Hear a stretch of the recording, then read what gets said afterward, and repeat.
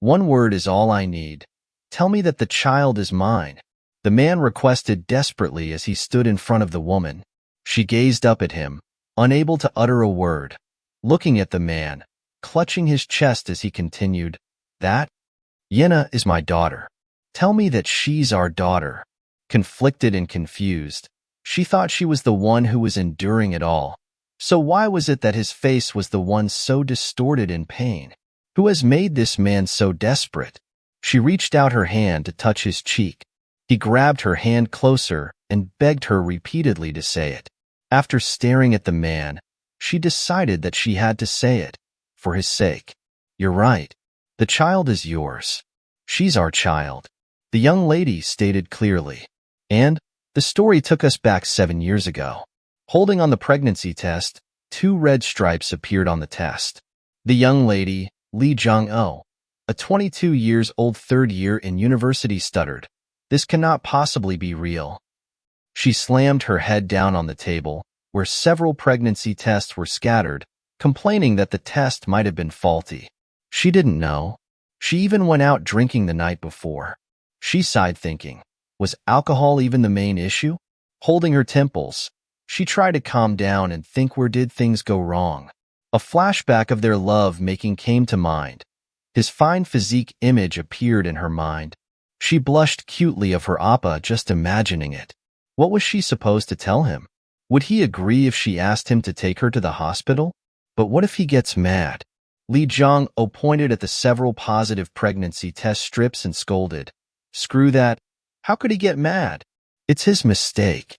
Ji-hun, it's all your fault." Wah. Still she seemed frustrated, but was quickly interrupted by the phone vibrating. Appeared on the screen was a message from Oppa stating that he's arrived. She remembered it was time for their date and quickly shoved the pregnancy tests into the top drawer. Lee Jong-oh walked out, and the moment she saw him standing next to the wall, she was mesmerized again by his impeccable being. The man, Ji-hun, a 26 years old fourth year in university, was looking at his phone, unperturbed by the noises around him, until she called out to him, waving happily at him. As she approached him, he took off his suit jacket, complaining why she dressed so thin, and put his suit jacket over her. He was her boyfriend. They have been a couple for 6 months, and they met for the first time 8 months ago. One day, while staying in Australia with a working holiday visa, Lee Jong-oh ran into Ji-hun while she was crying in front of a Korean grocery store because she hadn't eaten in 2 days. He lent her money without hesitation when she told him she was starving. From the first moment they met, he was such a kind man. He was caring, reliable. He always protected her, and was such a perfect man even in the present. But was he as perfect with contraception? Was every one of their passionate moments a safe one? Lee Jong-oh declined his suit jacket, stating she has a personal style too, while Ji-hun commented, "It suits her well." He grabbed hold of her hand and asked if she wanted to get something to eat, to which she declined. He paused and stared at her probingly as he asked, "Did you just say you're not going to eat?" Lee Jong-oh replied nervously, "Yeah." She couldn't eat as she would feel nauseated. Glancing at her weirdly, he touched her forehead, then her cheeks to see if she was running a fever. Then he suggested taking her back home. In front of her apartment, he chided her to hurry back inside. She suggested he should go in with her too. Ji-hun declined, stating she looked tired. She should get some rest. Lee Jong-oh denied vehemently that she is not tired at all, and that she is super energetic right now, while the inner her cried ugly, begging him not to go. She needed to talk to him. Ji-hun told her he had some work to finish up, so he needed to go back home. Suddenly, he was distracted by a voice calling for Lee Jong-oh. Approaching them was a man waving to Lee Jong-oh. She called out, "Sunbae." The man came up to Lee Jong-oh and patted her head gently as he asked why hasn't she contacted him for a whole month, even though they were neighbors. Was she that busy? She replied that she was a bit busy. The man replied happily back as if Ji-hun did not exist. Was it because she had to go on dates? Lee Jong-oh chuckled in response. Ji-hun was emanating a dark aura as he watched his girlfriend converse with her Sunbae. The Sunbae quickly excused himself, and wished her a good date. She waved bye to him, but felt a chill behind her. She explained to Ji-hun that he was a sunbae from the same department and that he lives nearby. He hugged her shoulder and suggested they go up. She questioned him about the work he had to do, but he gave her the silent treatment. Confused, she could only follow after him silently. She was not sure why he changed his mind, but the end result was better for her. She has to tell him about the pregnancy, but what should she say? What if he misunderstood her intention? Just as she was lost in thought, he hugged her from behind, causing her bag to slip down to the ground. Ji-hun muttered unhappily, "My Lee Jong-oh is too pretty. It's troublesome." She replied nonchalantly, "Don't worry. You're way prettier." He questioned, "What are you saying?" "You're far more beautiful than me," as he hugged her and pulled her closer. He commented, "She's cold." He should warm her up and lean in to give her a passionate kiss. After a moment, she asked him to wait. He pulled away and looked at her. Lee Jong-oh said, "She has something to tell him," while thinking, what expression will he make this time?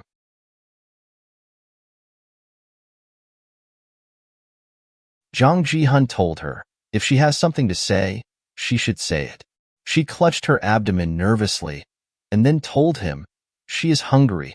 He crossed his arms and humphed, wondering why she was skipping meals. She laughed and scratched her cheek cheekily. He told her, then, they should eat, and headed towards the kitchen. Ji-hun asked, what should they cook? Lee Jong-oh replied, she only has kimchi at home, Sue. He answered, how about kimchi pancakes? She readily agreed. And the chef was Ji-hun. He skillfully flipped the pancake on the pan while Lee Jong-oh stared at him, mesmerized by his action, complimenting him that she was always captivated watching him cook. After setting the food on the table, he suggested they dig in. Lee Jong-oh ate happily, while Ji-hun suggested she eat more. She replied, she had already eaten a lot. How can she finish all of those food by herself? A few minutes later, the plates were eaten clean. Lee Jong-oh smiled satisfactorily, stating the food was delicious. As expected of her boyfriend, he reached out to touch her forehead and asked how she was feeling. She replied that she was all right. In fact, she was feeling fine from the very beginning. He told her to not hide her pain. She thought to herself, maybe she'll tell him once everything is cleared up.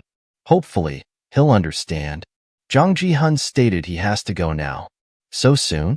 She asked. He stood up and grabbed the empty plates to the sink. Yeah, I still have work to do. He put the packed leftover food in the fridge. From the distance, he saw a pregnancy test on the table. His face dimmed and headed towards the desk while she followed. Babe, here. Thanks for your clothes. Ji-hun questioned, what's this? Holding the pregnancy test. It was then she realized the test she took earlier. Lee Jong-oh dropped the shirt and snatched the stick and tucked it in the drawer. But he saw more pregnancy tests in the drawer. He questioned, what's all this? Her face gloomed as she was about to cry. He hugged her shoulder and told her, it's okay. Don't worry about it. Let's just take a moment to calm down first. Everything's all right. Everything's okay. We'll talk later, okay? I'll call you later. I'll be in touch. With that, he put his jacket on and left. She stood there alone, dazed, not sure what to do. At night, she laid down on the bed, looking at her phone that was next to the pillow. Her phone rang, and she picked up. The person on the other line apologized and asked if she was asleep. She replied no. He asked if she put a tangerine in his pocket. She answered, yes, eat it as you go. He thanked her, and then suggested they go to the hospital together. Huh? She asked. He answered, you have to go get the maternity notebook, right? Holding onto a small gift box, he explained. I looked it up and heard that they give you something like that. Tears welled up in her eyes and she cried out her grievance. I thought you would hate this. He questioned, why would I? I'm just sorry. Are you free tomorrow? Let's meet up and talk. We can go to the hospital after. Lee Jong-oh lied back down on the bed and replied happily, okay. Ji-hun called gently. Jong-oh. She answered yes. The words he was about to say was, I love you, but he held himself back. Instead, he told her, "Good night." After hanging up the phone, Ji-hun looked very happy. Opening the small red gift box was a ring. He has to do it tomorrow. It may be sudden, but the proposal has to be wonderful. There was never a time when they didn't use birth control, although he supposed there was one instance when they didn't. It was a mistake, but now that things have turned out like this, he wants to get married as soon as possible. Thinking of her beautiful, happy face, he told himself, "Dear Jong-oh, I won't ruin your dreams. I'll be a better person for you. I love you." The next day, Ji-hun's phone buzzed and alerted him while he was drying his hair. On the screen, Jong-oh sent a message that she will see him later, followed by a heart emoji, but there was a typo. He smiled contently, thinking how cute she was. A typo? She must be really excited.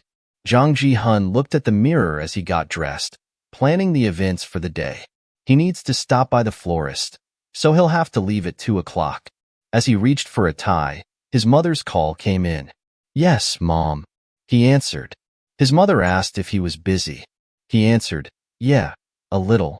She complained. How could he just show up yesterday without even talking to her? She is feeling sad. He told her he was sorry and that he's been very busy. His mother nagged that he was always busy. Then she told him that she came home, played Go with his father, and had dinner. He asked if everything was all right. She said nothing bad happened to her, but someone threw an egg at his brother's car just a few days ago. There are so many weird people in this world, so he should be careful. Ji-hun told her not to worry about him. He'll come by soon, and he has someone to introduce to her. She questioned, "Who?" He cut the call short and told her he will call her back. With that, he hung up and looked happy, looking forward to the day. After fully dressed up, he grabbed the ring box, tucked it in his pocket as he headed out the door. The whole time in his mind, he could only think of Jong-oh. How pretty would our child be if they resembled you? And someday, I will let my child be the first to step on the freshly fallen overnight snow. I'll teach them how to ride a bike. I'll hold their hand. I'll protect them. And I'll look at them and tell them, I love them. Ji-hun walked towards the elevator as he thought of their beautiful futures, the things he cannot wait to do with his kids. He exited the elevator and walked towards his car, looking at his watch, hoping he was not late. Suddenly, a bright light glared at him, blinding his vision, and a car slammed towards him. Ji-hun fell to the ground. Blood splattered on the pavement. He cringed in pain, thinking, this cannot be happening. A man approached him. He wore a hooded jacket and a cap, covering the top of his face, questioning, "Have you ever heard of the name?" Then the man pulled down his cap and walked away. Ji-hun was trying to make sense of what he was saying, but his consciousness was fading away. He begged, "Please save me, don't go." He tried to reach for the ring box in his pocket, but he was unable to lift his hand. He thought, "No, I have to go to you. What if you cry a lot? I wanted to treat you well. I wanted to live a long, happy life with you. Will you give up our child because of me? Right? It's difficult to raise a child alone. I love you, Jong-oh. Why didn't I tell you?" Even in his moment, all he could think about was her. In the hospital, the in-surgery light was on. Ji-hun's mother called his name repeatedly as her face flooded with tears and heartaches. She questioned, "How can this happen to my Ji-hun?" While another elderly woman consoled her. Then two men approached the women.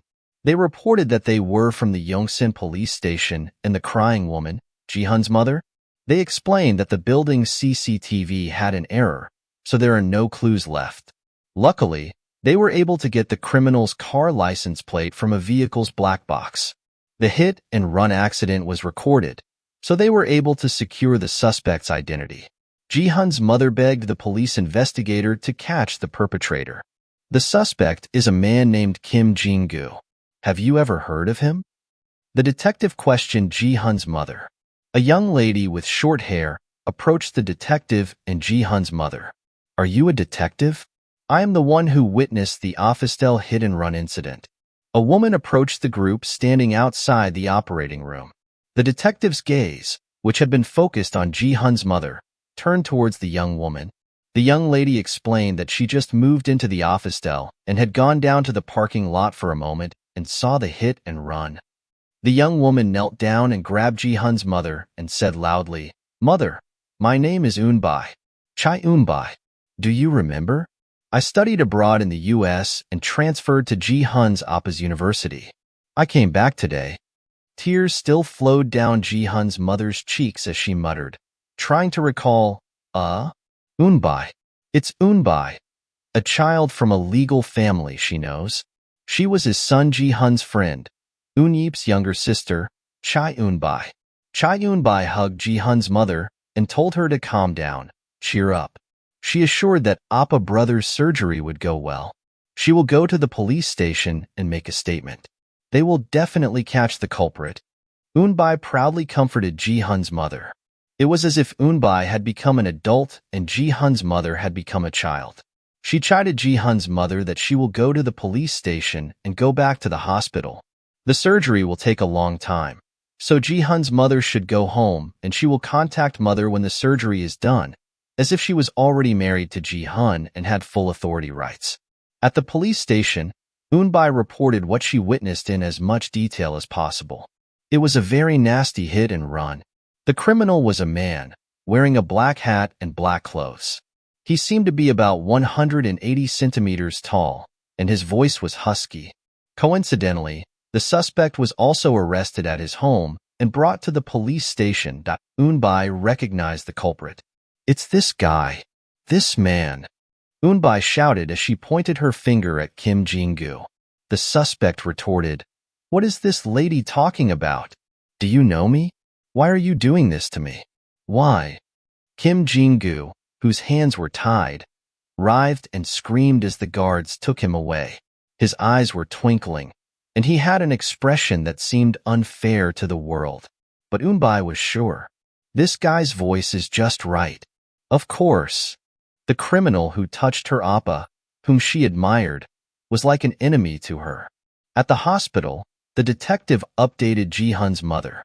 Thanks to Chai Unbai's testimony, they were able to catch the criminal right away. They hoped her son would recover well.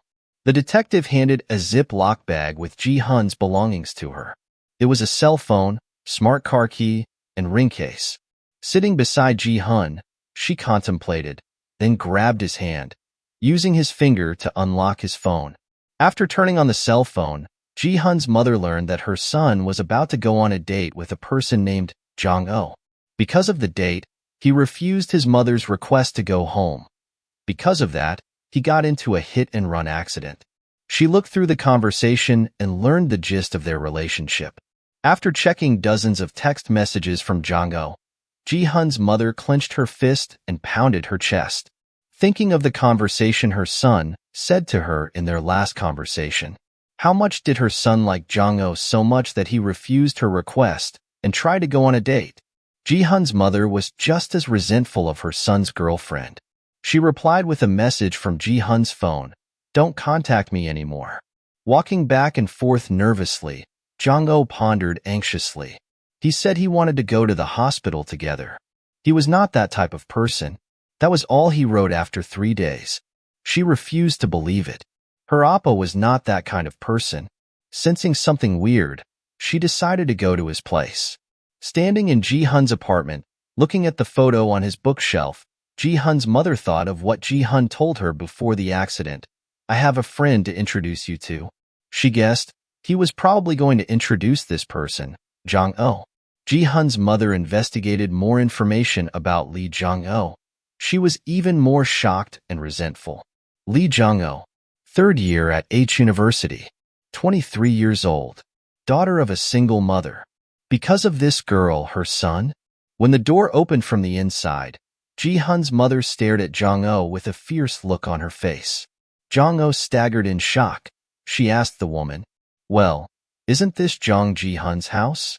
The middle-aged woman asked if she was Lee Jong-oh, to which she replied yes. Ji-hun's mother stated coldly, "I am Ji-hun's mother.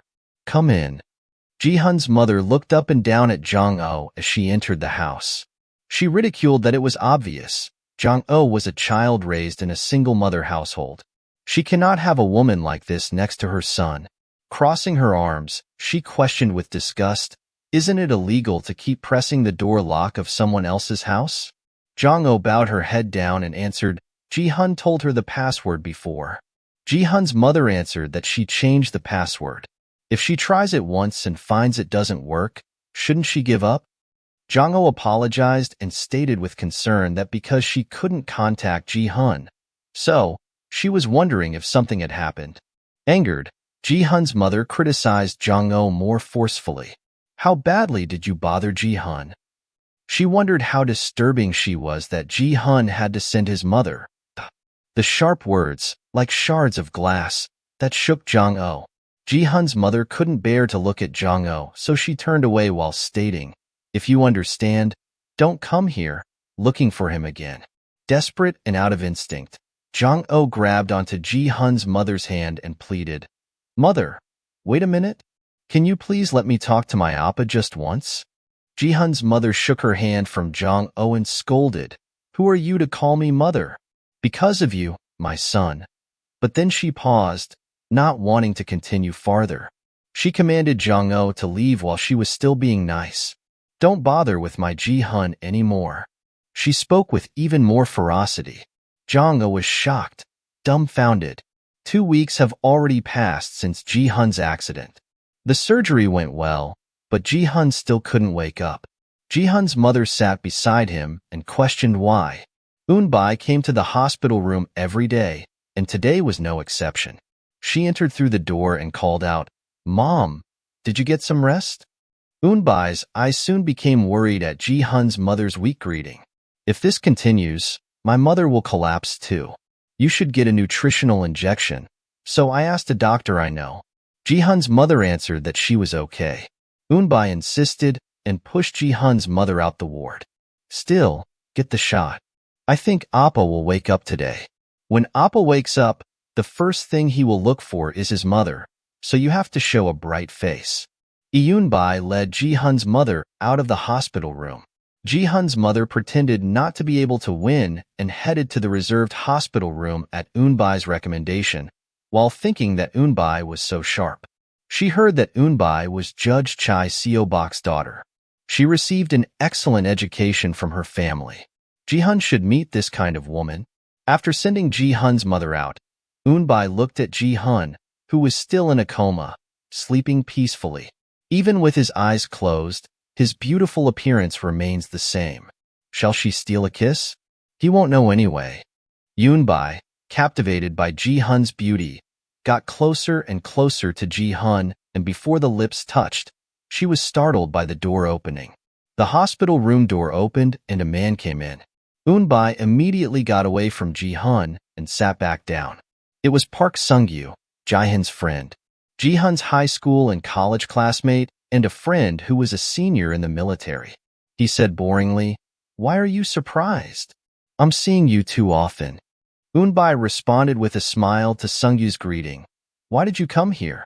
Park Sung-yu sat down and replied with a silly expression. "What else am I here for? I'm here to see a friend." Then his facial expression became serious and he questioned, "Well, there's something a little strange. Ji-hun's accident happened at 1 p.m., and the report was received at 1:20. The person who reported it was a man. Didn't you say you witnessed the accident? Why didn't you report it right away?" Eun-bai was taken aback by the unexpected question. "My phone battery was out. I reported it as soon as I turned it on, but someone else had already reported it first." Sung-yu nodded hesitantly, but questioned again. "If you were out of battery, you could have run over to the security office and report." But then his sentence was cut short when Eun-bai yelled, "Appa." They both yelled simultaneously. One person said Appa while the other said, "Ji-hun, Ji-hun." Ji-hun finally opened his eyes, blinked without saying a word, made an expression on his face as if he was about to get up from his seat. Sung-yu raised the upper body of the electric bed and helped Ji-hun sit up. "Are you okay? Can you see me? Do you recognize who I am?" Sung-yu, who took Ji-hun's seat, asked Ji-hun. Ji-hun, who had been looking at Sung-yu for a long time, opened his mouth. "Who are you?" It was a face Ji-hun recognized at first glance, but couldn't remember the name. "You don't know me?" Desperate, he yelled. "I'm Park Sung-gyu. You're my high school and college classmate, and I am your senior in the army. We became close after you were discharged from the military." Ji-hun questioned. "I went to the army?" Sung-gyu's eyes widened at his question. Ji-hun had no idea why they had such ambiguous expressions. Then, Ji-hun's mother came running inside. She looked closely at him and asked if he was okay. Can he talk? She was so worried about him. Then, in an instant, a terrible headache came over him. Ugh. Ji-hun frowned and let out a harsh groan. Standing outside the door, Ji-hun's mother was ruminating on the report from the doctor. It seems that all his memories from the past 3 years have disappeared. His memories regressed for him back to when he was about 23. The doctor also stated that Ji-hun's recovery should be the first priority. Try not to stress him out as much as possible. Eunbai came to the hospital again. Ji-hun's mother updated Eunbai of what the said. She told Eunbai that he lost the last 3 years of memories. Eunbai questioned if he also forgot about her too. Ji-hun's mother said yes. Eunbai lied without shame. "You must have not known. Ji-hun Appa was quite sweet to me. He also asked me to date him when I returned to Korea. Of course, it looked like he won't remember that either." The moment she heard Eunbai's confession, Ji-hun's mother held Eunbai's hand tightly and said, "You can start again." "Is that really true?" Eunbai questioned. Ji-hun's mother assured her, "Of course," while thinking how great it would be to have a child like this as her daughter-in-law someday. Eunbai looked really pretty, smiling shyly as she listened to Ji-hun's mother encouraging her. Ji-hun, who had been sleeping, woke up and was staring out the window with an expressionless expression. His mother came in and asked how is he feeling? "Not too bad," he answered dryly in an indifferent tone. She wanted to bring life to her son and questioned, "Did you see Eunbai? Eunbai worked hard while you were lying unconscious. She visited you every day without fail." He asked, "You mean Eunyeep's younger sister? By the way, do you remember that? It seemed like you thought Eunbai was really cute. According to her, you suggested dating when you returned to Korea, before you left to study abroad." Ji-hun questioned with a dead fish eye and no emotions. "I did? It's strange. Eunyeep's younger sister isn't my style." Ji-hun's mother answered, "Well, maybe she was just making small talk. But she's really nice and pretty. Smart and smart. She was so good to me too. I'm sure you will find that she's cute too." He wanted to think of something, even something small, but it was no use. He groaned, clutching his head, worrying his mother. She asked worriedly, "What's the matter? Does your head hurt again? Are you okay?" Ji-hun told his mother he felt like he forgot something very important.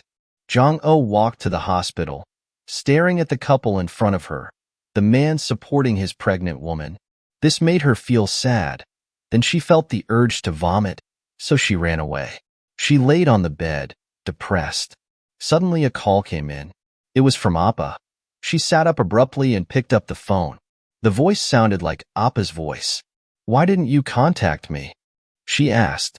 He said it like he was complaining, but he couldn't be too angry. "Appa, what happened? Is everything okay? Do you know how worried I was?" The voice replied, "I'm fine. Don't worry." Jong-oh was relieved by the answer that came from the other end of the phone. Then it was shattered with the response, "I believe my mother met you instead of me." Wasn't it all over then? Wasn't that enough to convey my opinion? It's a burden. So can you please stop contacting me? But his voice was flawless. Ji-hun's voice came from the cell phone. Jong-oh was shocked to hear such harsh words that she couldn't believe it was his heart.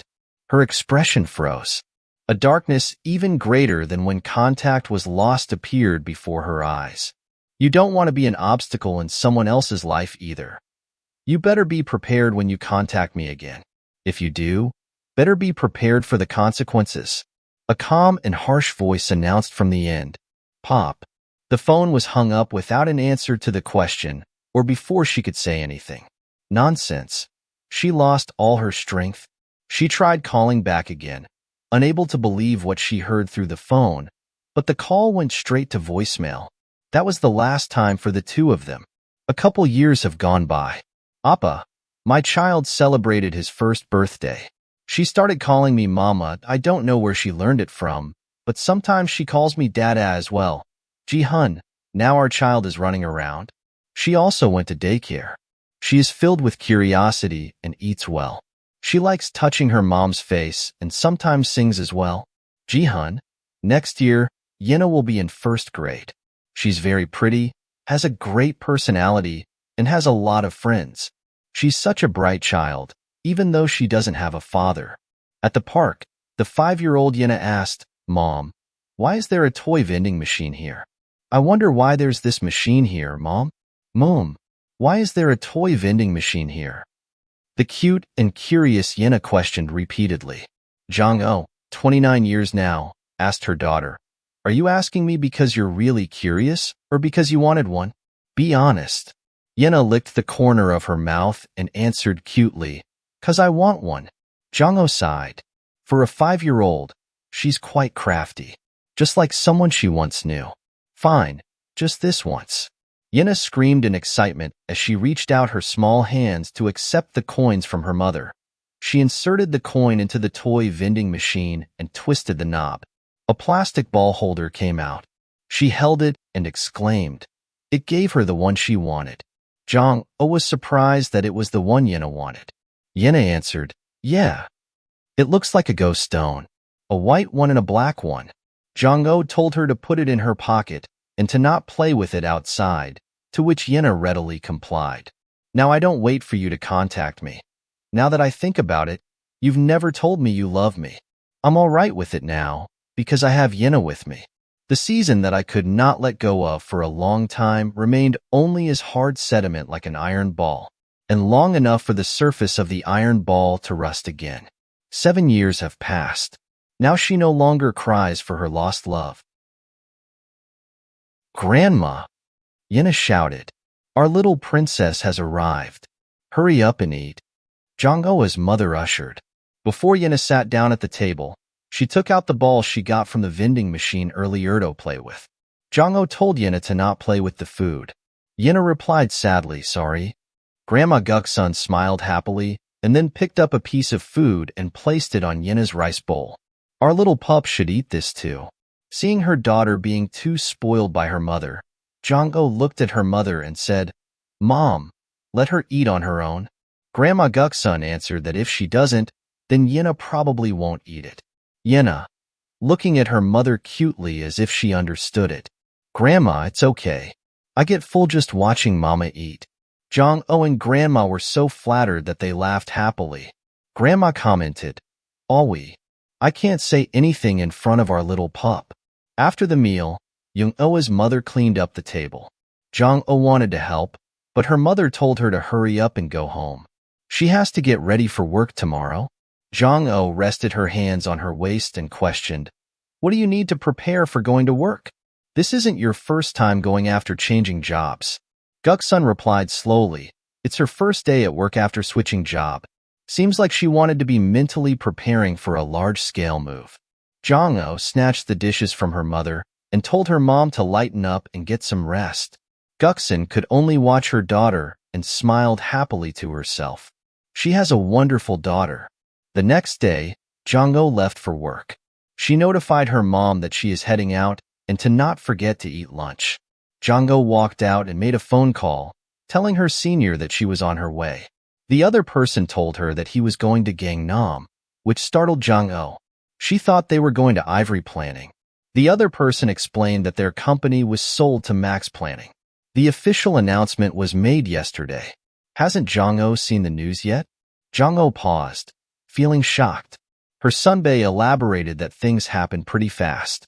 It was arranged for him to immediately join Max Planning without even having to rewrite the employment contract.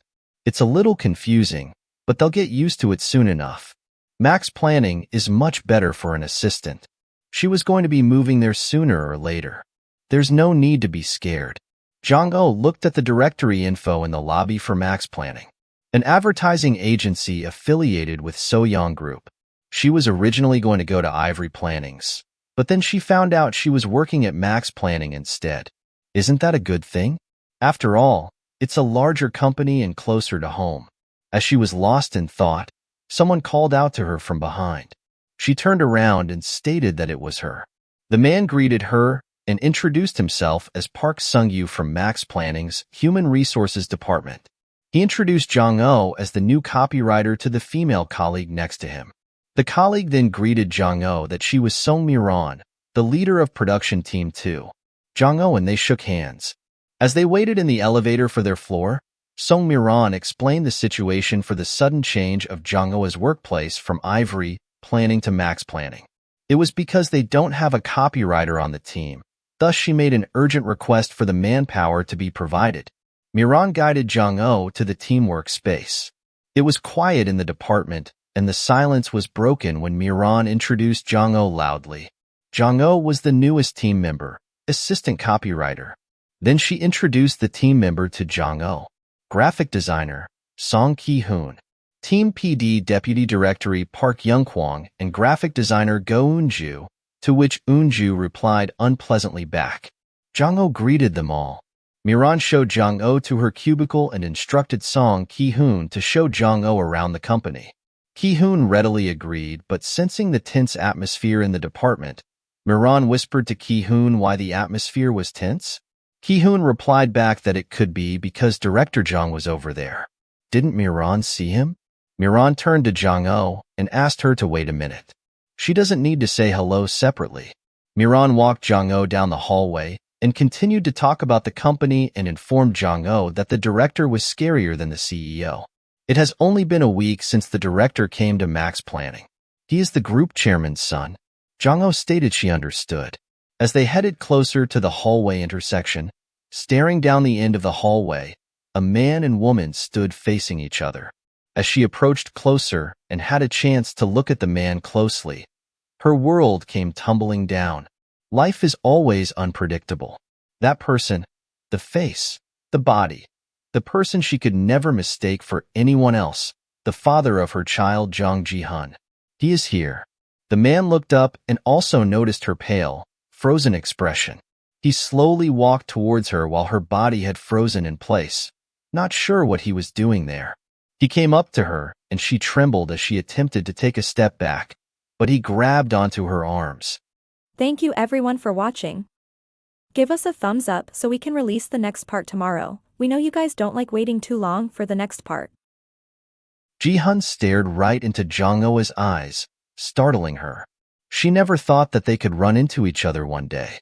And every time she thought about it happening, she resolved herself that she won't become upset even if she sees him. But even after telling herself so hundreds of times, it was still hard for her to do so. Ji-hun let go of Jong-oh. Looking at him, her hand clenched as she tried to contain her emotion, and the two spent a moment gazing at each other. Mi-ran, who observed this intense, silent exchange, suddenly barged between the two. She introduced Jong-oh as the new copywriter from the second production team. Ji-hun finally opens his mouth and reiterates, the copywriter. Pleasure to meet you, as he reached out his hands for a greeting handshake, then introduced himself as Jong Ji-hun as if he met her for the first time. Looking at his hand reaching out for a handshake, she thought to herself, was that his answer? Pretending not to know her.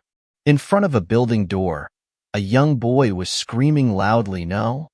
As the woman tried to take him in, he tried pulling away from her as he shouted repeatedly that he does not want to go, while the woman looked frustrated and said, he will be in big trouble when they get home. The little boy stated that the place was boring. He was not going to go to classes. The woman stated that he was the one that said going the TV was entertaining. He was the one that said he wanted to take classes for it in the first place. She crossed her arms, trying to retain her anger as she reasoned. I already paid for everything. Why did you change your mind already? The boy sulked as he faced the wall, but in the end, he had no choice but to wipe his snots and went in with his mother. In front of the classroom door, the woman knelt down and reasoned with the boy patiently. Honey, just go for 30 minutes. If you stay here and learn go for 30 minutes, I'll let you play video games for 30 minutes later. Wiping his tears, the boy counters his mother and asks for 1 hour of game time instead of 30 minutes. She sighed and agreed. She rushed him inside. After the boy went inside, the woman sighed even more and thought if she was really a good mother. As always, she has taken his gaming time as a hostage. The boy sat on a chair in front of a Go board, wiping his tears still, when he was approached by a little girl. She pulled the chair and said, "Hey, stop crying and look over here." He looked at her confusedly. She sat down and started showing him Go, teaching him the basic way of playing Go. He saw her do the hand gesture and he copied her. As he asked, "Why?" She told him to hold still. Then she placed some Go pebbles on top of his hand. He asked her what she was doing. She told him, if he let the pebble drop, she is going to flick his forehead. She didn't explain but smiled at him. His face flushed as he stared at her blankly. She introduced herself as Yenna, then asked what's his name? He replied while still maintaining the same hand position. Park Dobin. Yenna asked, "You go to Oriole daycare, right?" Startled by the question, he asked, "How did you know?" Yenna told him that she saw his name on his bag yesterday. Dobin blushed even more, thinking, she's been watching me since yesterday? On Dobin's hand, there are 5 black pebbles surrounding 1 white pebble in the middle. Yenna pointed at his hand and asked him to look, telling him that the stones are black and white. He replied unexcitedly that he knew the color. She asked if he wants to be black or white. He answered, black. She then grabbed the white stone between her fingers and placed the stone on the board. To earn points for my piece, do you know what you must do? She asked. Dobin looked at the board intently and placed his black stones on 4 corners surrounding Yenna's white stone. Surprised, she asked him if he knew how to play. If he knew how to play, why was he crying? He shouldn't cry. And in that instant, his face blushed, feeling touched. I, Park Dobin, have never met a woman like this in my entire 6 years of life. While outside of the classroom door, Dobin's mother stood waiting for him. It's been 30 minutes, but he has yet to come out. What if he's just been crying all this time? Then the door was pushed open and Dobin came out, but he was still waving his hand, happily towards the classroom. His mom noticed that he was smiling. Her Park Dobin was smiling, as if a miracle had happened. Once he was done saying his byes, he ran to his mother with a new emotion, full of flower blooming. His mom hugged him and asked him how his class? Did he have fun? To which he replied happily, yeah, he had lots of fun. She asked what did he had the most fun with? He blushed again and asked, Mom, did you experience love at first sight with Dad? Mom chuckled and asked, do you even know what that means? Remembering Yenna's cute facial expression, he answered, I do. Because he felt it, he experienced it today. As they walked to the elevator, Dobin told his mom that from now on, he will try his best and go classes every day. Back at Max Planning, Director Ji-hun's office, he looked dazed, just staring at the work in front of him. He sighed and rubbed his brows. Why was it bothering him so much? The copywriter from the second production team, as he tried to recall her name. She makes him feel peculiar. It's quite unpleasant. While still thinking about Jong-oh, Miran entered through the door. He was carrying a file and handed it to Ji-hun. It contains the lists of PT applicants. He took the document, glanced at it briefly and signed it, then asked if the new copywriter had received a physical examination. Confused, Miran asked if she must have since it's mandatory. Ji-hun explained that she looked as though she was going to collapse any minute. It seemed like there was a problem with her health. Miran chuckled lightly and thought, she became fine as soon as she got away from you. But what came out of her mouth was, maybe it's because she was nervous? You are quite the striking figure, Sue. Ji-hun asked seriously, does it look like I'm joking right now? His serious tone startled Miran. Ji-hun told Miran to bring assistant manager Lee Jong-oh to him right now. Ji-hun was orienting Jong-oh the process of their work and how to send her work. Just put it in the company's shared folder. It's convenient because she just has to drag it over. Jong-oh told him that she used cloud storage at her previous company. Isn't he concerned about security? Ji-hun explained that they put folder passwords for confidential files, which was something new to her. She thanked him that she learned something. Ji-hun, trying to be humbled, reasoned that he only told her what he knew. Then Miran came to interrupt Ji-hun's moment of being praised. She told Jong-oh that director Jang Ji-hun asked for her. In the end, Miran gloomily led Jong-oh to the director's office. Seeing Miran looking gloomed, Jong-oh stated that she can go by herself. Miran replied enthusiastically that she can go there by herself. Miran insisted that she'll accompany Jong-oh, but please be cautious. It's quite intense. Then she continued to lead the way, leaving Jong-oh clueless as to why. He acted as if they were complete strangers. As she thought, is he going to ask her to resign? He's telling her to screw off because she was an obstacle in his life? A lot of things came to her mind as she made her way to the director's office. Miran entered the office and notified the director that she brought assistant manager Lee Jong-oh with her. Ji-hun stood up, walked to her and asked, "Assistant manager Lee Jong-oh, are you all ready?" "Yes." She replied, not sure where he was heading with this question. Ji-hun reasoned that she looked uncomfortable when they met. She applied for Ivory Planning, but she entered Max Planning. Was she disappointed because it was not the company she applied for? Because Max Planning is better in everything. She started out feeling touched, but the last sentence unimpressed her. Why would he call her to say such weird things? Ji-hun asked if she can do her job well. Jong-oh held back her anger and let out a single word, "Yes." Ji-hun smiled and stated he thought she would answer better because she is a copywriter. Jong-oh pouted inwardly. Did he call her there just to nitpick? But she reasoned that she is different when she is working. She'll work hard. Ji-hun told her to work hard because he will be looking at her work. The sunset rays shone through the blinds, indicating it's the end of the work day. Ji-hun put on his suit jacket, ready to go home. Then his friend came through the door, asking, "Director, are you heading home?" Ji-hun told Sung-yu to act like normal. Sung-yu answered, "I'm still not used to it.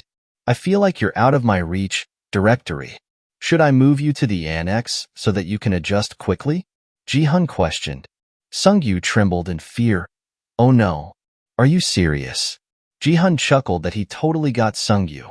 "Gosh. Hey, I got goosebumps because of you. Don't joke around with me. When you say things like that, I keep thinking that you're serious."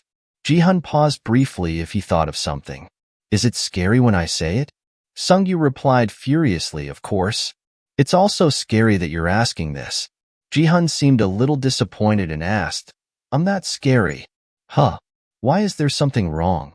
Sung-yu asked. "There's one new employee." The two got inside the elevator. Sung-yu answered, "Yeah, I know. Assistant manager Lee Jong-oh. She's a copywriter. What's wrong with her?" Ji-hun replied, "Her face goes pale when she sees me." Sung-yu let out a sigh. "You think only one or two people are like that?" Then he paused and rubbed his chin. "Hold on." Ji-hun saw her face. The Ji-hun he knew? As if something came to mind instantly, he chuckled gleefully. "I see. My friend. Assistant manager Lee Jong-oh is pretty, right?" Sung-yu continued to make weird happy faces, thinking there must be something going on, seeing how Ji-hun was avoiding the question. He then asked, "What are you doing after this? If you have nothing to do you want to go to my house?" Ji-hun questioned, "Why would I go there?" The two men got out of the elevator. Sung-yu answered, "Your mother, who's like a god, told me to invite you sometimes." Ji-hun asked, "Why would you care about those words? Just pretend to listen to her?" Sung-yu replied, "You have to show a harmonious family so that you can get married quickly." Ji-hun excused himself and left towards the car, leaving Sung-yu to question, "Pretend? Does he think I'm the same as him?" Ji-hun went to his car where a driver was standing outside in a straight posture, waiting for him. Ji-hun got in the car. A life where he only has to pretend.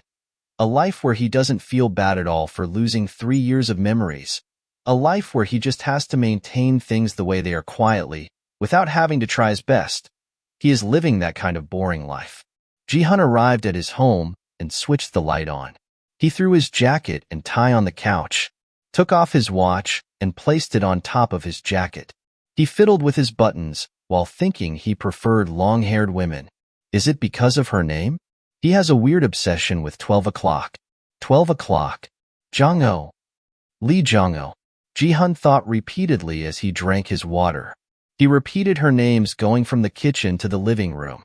He slumped on the couch and still said her name, Lee Jong-oh, closing his eyes for a rest. Slowly, his eyes opened and looked towards the door. He heard something coming from the doorknob. The person that walked in shocked him awake. Ji-hun sat up, surprised to see Lee Jong-oh standing in his house. What's this? You. How did you? Lee Jong-oh looked at him full of grievances and longing at the same time. She rushed to him and sat on top of him. She looked at him without uttering a word, observed his face as leaned in closer to him.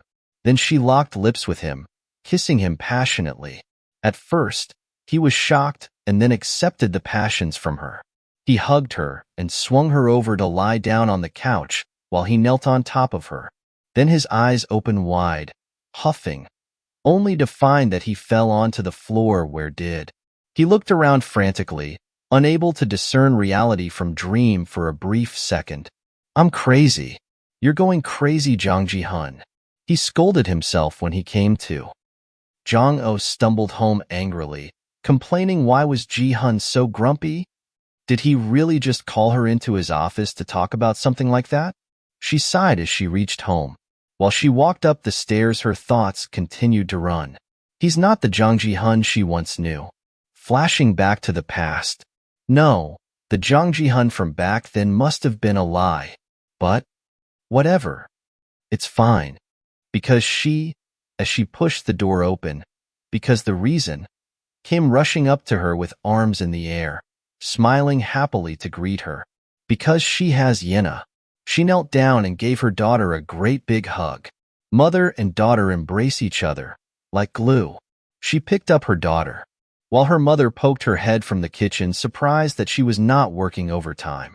Jong-oh explained that it's only her first day, so she was not working overtime. She took her daughter to sit on the couch and asked, "How was Yenna today? Was school fun?" Yenna, still clinging onto her mother's neck, replied, "Yeah, Mommy, I made a new friend at school today." She asked, "Are you best friends now?"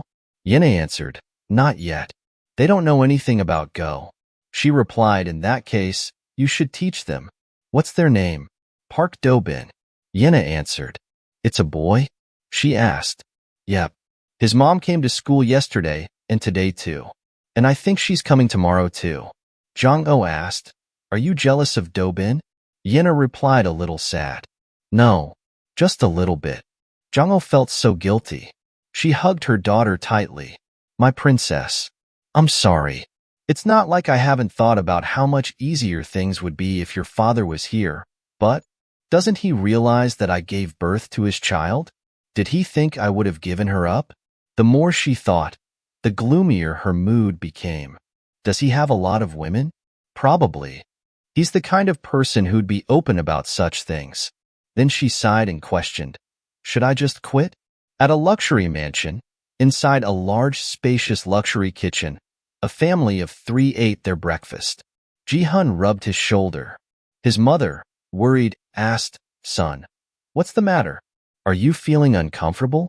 Ji-hun thought of when he fell off the couch having that kind of dream. He definitely cannot say that, so instead, he replied, "I probably just didn't sleep very well."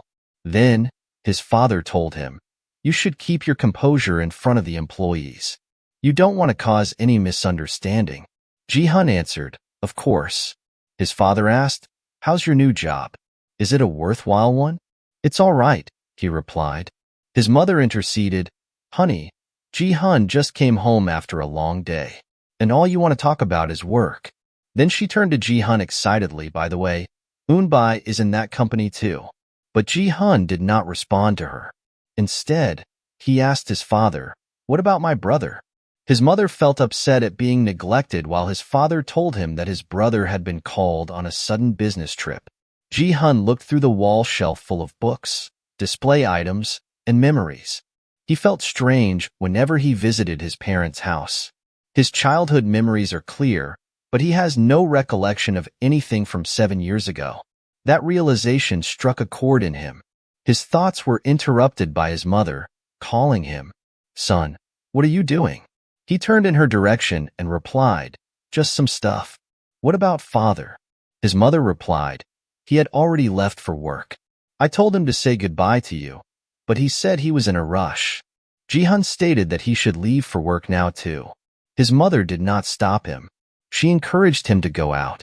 As she turned away, he asked, "Mother, those 3 years of missing memories, what happened?" Anxiousness showed on her face, but she brushed it off with a fake smile. "You joined the military. But besides that, there's nothing else in particular." Ji-hun turned around, scratched his head. "So it was because of my military service."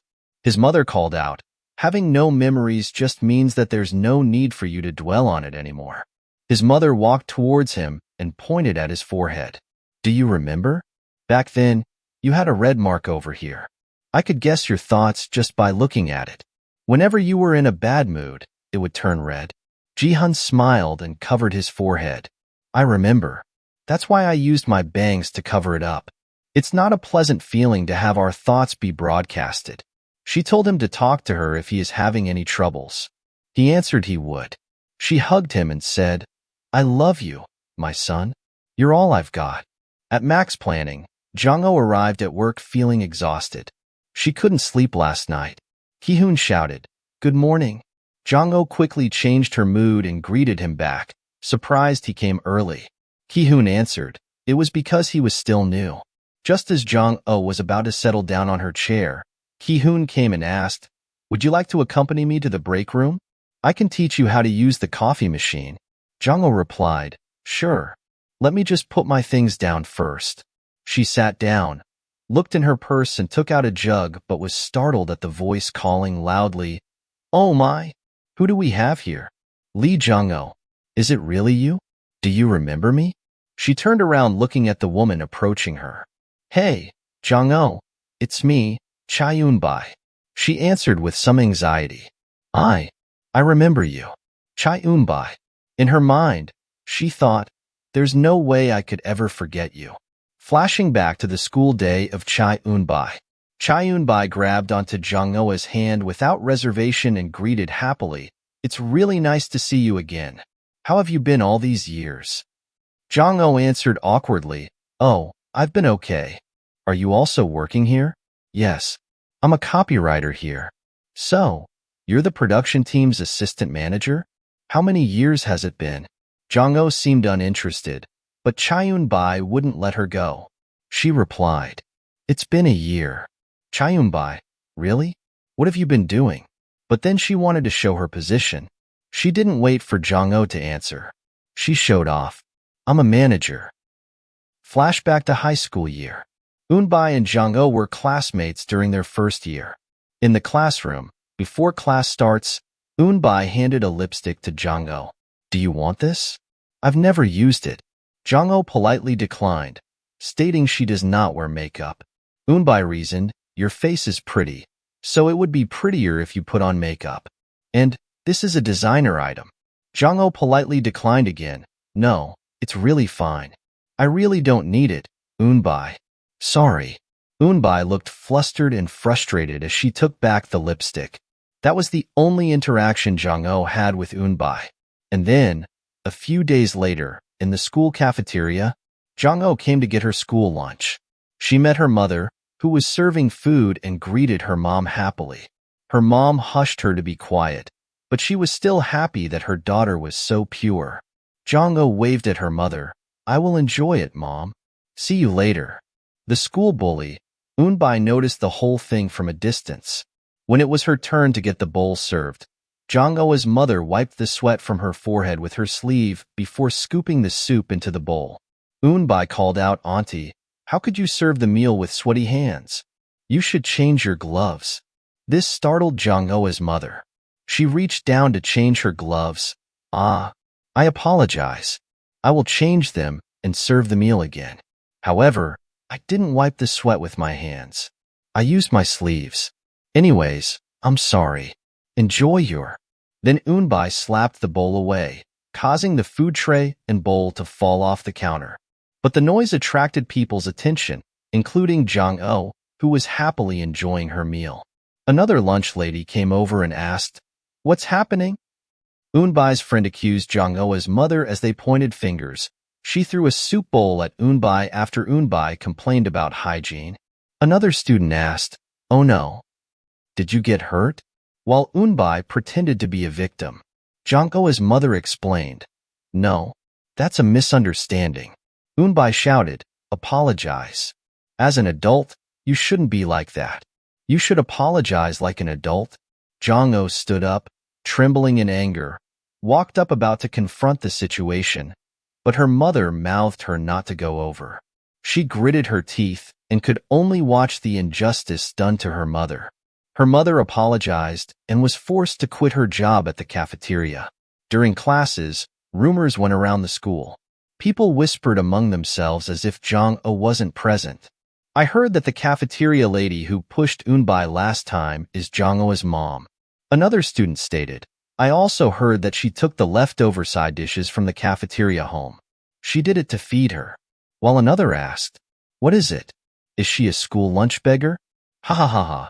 Unbai, the White Lotus, replied, "Hey, guys, you shouldn't talk like that." And the scene is brought back to the current. Jong-oh answered, "Ah, so, you're the manager." The White Lotus Unbai replied, "Yes. So, use the honorifics properly in the company. You know that much, right? Then, we'll see each other more often. Keep up the good work." Jong-oh stood there with a blank expression, her brain still loading, trying to grasp the situation. She sat down and sighed. Ji-hun, and then, "Chai Unbai. There is one more reason to quit this job. Should I just write a resignation letter now?" A work call came in. Jong-oh picked up the call. "Yes, this is production team 2. The other person stated, "I'm Park Sung-yu from the HR team. Could you please come to the HR team for a moment?" She hung up the phone and walked over to HR, questioning why the HR team. Upon arrival at the door, Sung-yu had just grabbed some printed papers at the copier. She met him by the door. "You're here, Assistant Manager Lee. This way, please. I don't know if you heard it before, but there's a change in salary." He gestured to her to sit down on the chair. "A change?" she questioned. She picked up the paper and glanced at it. Sung-yu stated, "It has been raised. The existing contract terms and conditions reflect this year's salary increase. Is that okay?" Jong-oh pointed at the signature area on the paper and asked, "Should I sign here?" She proceeded to sign her name. She threw out Ji-hun and Unbai as now she is surrounded by money. "This company, I think it's not that bad." After she signed, Sung-yu handed her another piece of paper to fill. "This is personal information that the HR team manages separately. Please fill it out." Jong-oh reached to receive the paper thinking, "Okay, just endure it." Looking at the form information, there's no family relationship in the form. Sung-yu asked if there was any problem. To Jong-oh, that is probably for the best. Unless Ji-hun finds out for himself, she does not want Ji-hun to know about Yenna. Marriage status, she circled single, and that should be enough. Honestly, she thinks it's a good company to build her career. The location is also good. She sighed as she got out of the elevator and convinced herself to stay. Just for a few years. As long as she could avoid Jang Ji-hun and Chae Unbai. Just as she was lost in thought, she noticed Jang Ji-hun walking with a female teacher, followed by some small children behind the glass. The unexpected sight terrified her as she wanted to avoid him at all cost. Out of instinct, she started to run and hide. She hid around the corner, questioning why she saw this. Then she remembered. It was announced yesterday. This event was sent out that children from nursery's daycare center will visit Max Planning. Jang Ji-hun, do the little ones look cute in your eyes, too? Humph. She didn't think he would find children cute. The teacher spoke enthusiastically to Jang Ji-hun. Thank you for the invitation. He answered, yes, I hope it will be a beneficial time for the children. The auditorium is upstairs. The teacher handed a gift bag to Jang Ji-hun. This is a small gesture, but we baked cookies. The kids spent all day yesterday making them. We made it with a pastry chef, so I'm sure it will taste good. Please eat it with other staff. There's also cards written by the children inside. Ji-hun took the gift bag and thanked the teacher. The kids waved goodbyes before heading upstairs. He waved back, but as soon as the elevator door closed, he headed towards the trash bin at the corner. Seeing that he was about to drop the cookie bag into the trash, Jong-ho screamed, "No!" As she leaped towards Ji-hun. She grabbed his wrist, causing the bag to fall into the trash. She felt so disappointed, watching the bag drop. My child's father is this kind of person. Angered, she scolded, "How could you throw it away?" Ji-hun was grabbed out of nowhere. It startled him momentarily, but at the same time, sensed that the hand felt a little familiar. But before he could react, she let go of his hand. As she pulled her hand away, he reached out and grabbed her hand this time around. He asked, "Shall we have a chat?" At this moment, Sung-yu walked out from the elevator and noticed the hand grabbing. This scene scared him shitless. "Hey this, director, what are you doing here?" He rushed up to them and took Ji-hun away like the wind. "Please come quickly. You're late." At the elevator door, he spoke, "Please excuse us," insistently. "No, I mean sorry. I'm sorry. I'll contact you in a bit." The door closed and then he left just as fast as when he arrived, leaving Jong-ho confused. Inside the elevator, Sung-yu nagged, "Hey, you really gave me a heart attack back there." Ji-hun was still lost in the moment when she held his hand, while Sung-yu continued to lecture, "You're going to get into trouble. How can you just grab a female employee like that? No matter how much you may desire her, you cannot just do that." Ji-hun spoke calmly, "That woman?" Sung-yu is flaming with anger at Ji-hun's dazed reaction. "She's not just that woman. She's Assistant Lee Jong-ho." Ji-hun replied, "You just used informal speech with me." Jong-ho walked back to her cubicle complaining in her head, "I knew it. Everything he showed me back then was fake. I cannot help but feel bitter about it." The phone rang when she arrived at her cubicle. She picked up and Park Sung-yu spoke through the line. "You must have been surprised earlier, right? I apologize for that on his behalf." "I'm sorry." Jong-ho felt irked, asking why Sung-yu was the one apologizing. Can't Jong Ji-hun even apologize for himself? Sung-yu continued, "Actually, I'm a friend of Director Jong.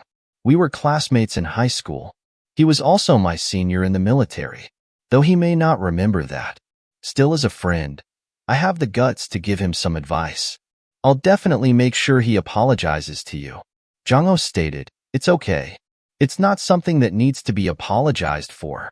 Sung-yu sounded happy that Jong-ho didn't make a big deal out of it. As a courtesy, he told her to let him know if she were to experience any inconveniences at work. He will do his best to resolve it for her. Jong-ho sounded calm and composed on the phone, but the moment she hung up the phone, she complained. How uncomfortable. She wanted to go home. Her soul was seen leaving her body. But the soul couldn't leave just yet, as Miran came to her cubicle. "Yes, ma'am," Miran told her. "I just wanted to remind you about the liquor meeting later at 10 o'clock. "Yes, of course," she answered. "I'll see you later then. Hang in there," Miran encouraged. Jong-ho wanted to clutch her frustration. Meeting. She heard it was a collaboration with Chai Eun-bai's team. Can't the day get any worse? In the conference room, Team 1 and Team 2 met. Miran introduced Lee Jong-ho to Team 1.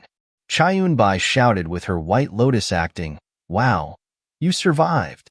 I don't know what I'd do if I had to do all the copywriting on my own. I look forward to working with you." The team started discussing about the concept for the beer product, a special beer for me to enjoy alone after work. One point leads to another point regarding relationship status.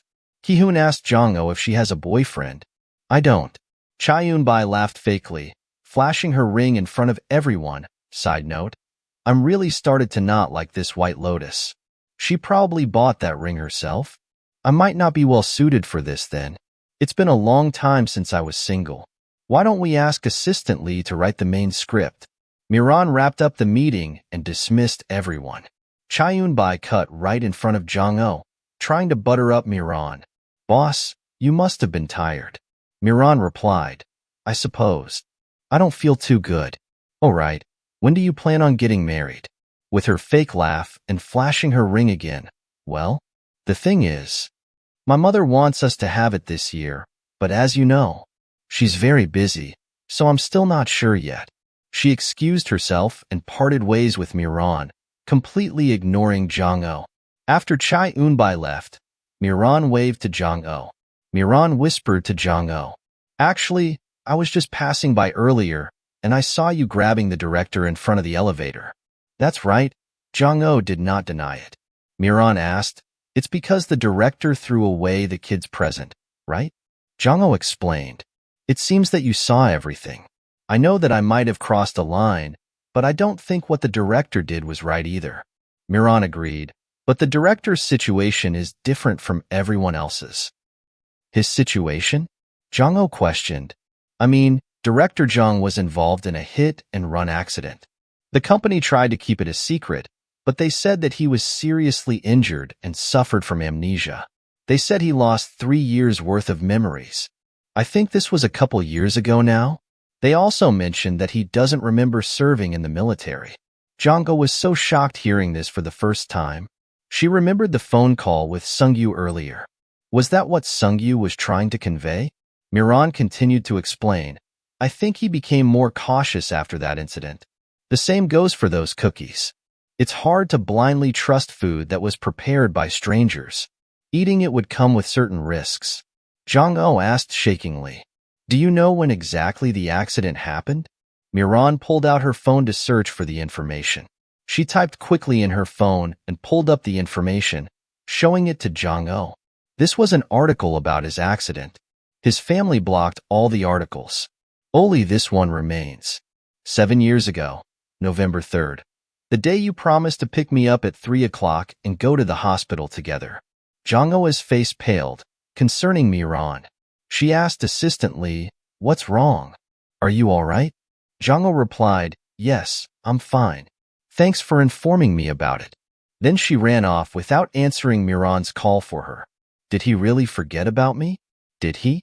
She arrived, huffing in front of his office. Where's the director? The receptionist answered, he has a visitor. He's on the first floor. In the elevator, she questioned again. You weren't just pretending to forget me? You really don't remember anything about us? Not even Yenna? How could you? How could you forget about me? Jong-oh arrived on the first floor, glaring at Ji-hun, who was walking towards her direction. Her eyes watered looking at him. Noticing her intense glaring gaze, he looked around him to see if anyone was nearby. Then he looked back at her, confused with the look on her face. She took a big breath, bracing herself to go towards him. Upon approaching him, she asked, do you know who I am? Huh, of course I know.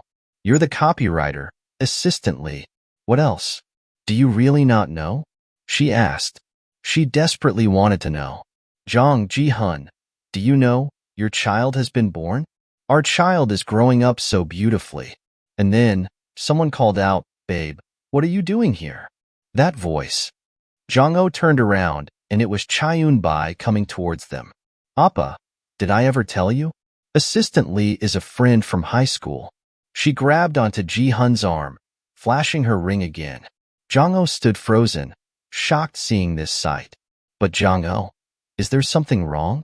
The White Lotus Chai Eunbai asked. Jong-oh answered, no. Ji-hun's gaze was still on Jong-oh, observing her expression. White Lotus Chai Eunbai asked if Jong-oh was going to get lunch. Being caught in an unfortunate time, Jong-oh could only answer yes, she was planning to. White Lotus Bish, trying to act all magnanimous, told Jong-oh to speak informally if they were alone, or was Jong-oh doing it on purpose to embarrass her. Jong-oh denied that it was not her intention at all, and quickly excused herself. After she turned away feeling dejected, Ji-hun spoke to the White Lotus Bish. He thought she was getting lunch. Still clinging to his arm, she told him that she had forgotten something. White Lotus Bish and Ji-hun watched Jong-oh as retreating back, going farther away. It was then she finally let go of Ji-hun's arm. After disturbing them in the middle of a conversation, the White Lotus bish had the audacity to ask Ji-hun, "Appa, what happened? What did Jong-oh say?" "Just a warning, be careful of Lee Jong-oh. When we were in high school, she secretly used my makeup. All of my friends know that, but she keeps on trying to hide it. She must have fixed her habit by now, but being careful won't hurt you. Side note, I swear, I want to slap her every time she spouts lies." Instead of listening to Chae Eun-bai's lies, Ji-hun spoke sternly, "Chae Eun-bai, don't cross the line. We're pretending to be in a relationship to avoid dealing with troublesome matters." And with that, he left her hanging in the lobby. Flashback to 4 years ago, there was a rumor circulating among the upper class that Chae Eun-bai and Sarian group's Jang Ji-hun were dating. Taking that opportunity and using it as an excuse, Eun-bai proposed something to Jang Ji-hun. Sitting in a lounge, Eun-bai suggested to Ji-hun they should pretend dating. Not interested, Ji-hun got up from the sofa. Desperate, Eun-bai stated that it wasn't for real.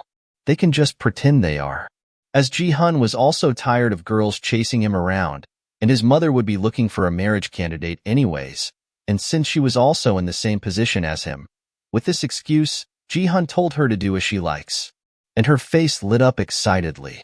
They have the same interests, so their relationship has been good until now. The name, Jang Ji-hun itself, has become Chae Eun-bai's pride. She showed her ring to her colleagues, and they praised her, giving her the attention she wanted as always. Eun-bai had also made use of that relationship at work. That was how she has been enjoying it one-sidedly. She didn't expect Ji-hun to be transferred to Max Planning. She was scared at first as he might call her out for her action, but she was relieved when she realized Ji-hun has always been indifferent, both in the past and the present. H's background that she checked showed his relationship history was unbelievably clean. She doesn't know if he has misophobia, but he has always been alone. Thus, the only one who could become Jang Ji-hun's wife is her, Chae Eun-bai. In the office, Ji-hun thought of Jong-oh, questioning why she had that expression while asking him that. Or was it because of what happened in the morning, to ask why he held her wrists?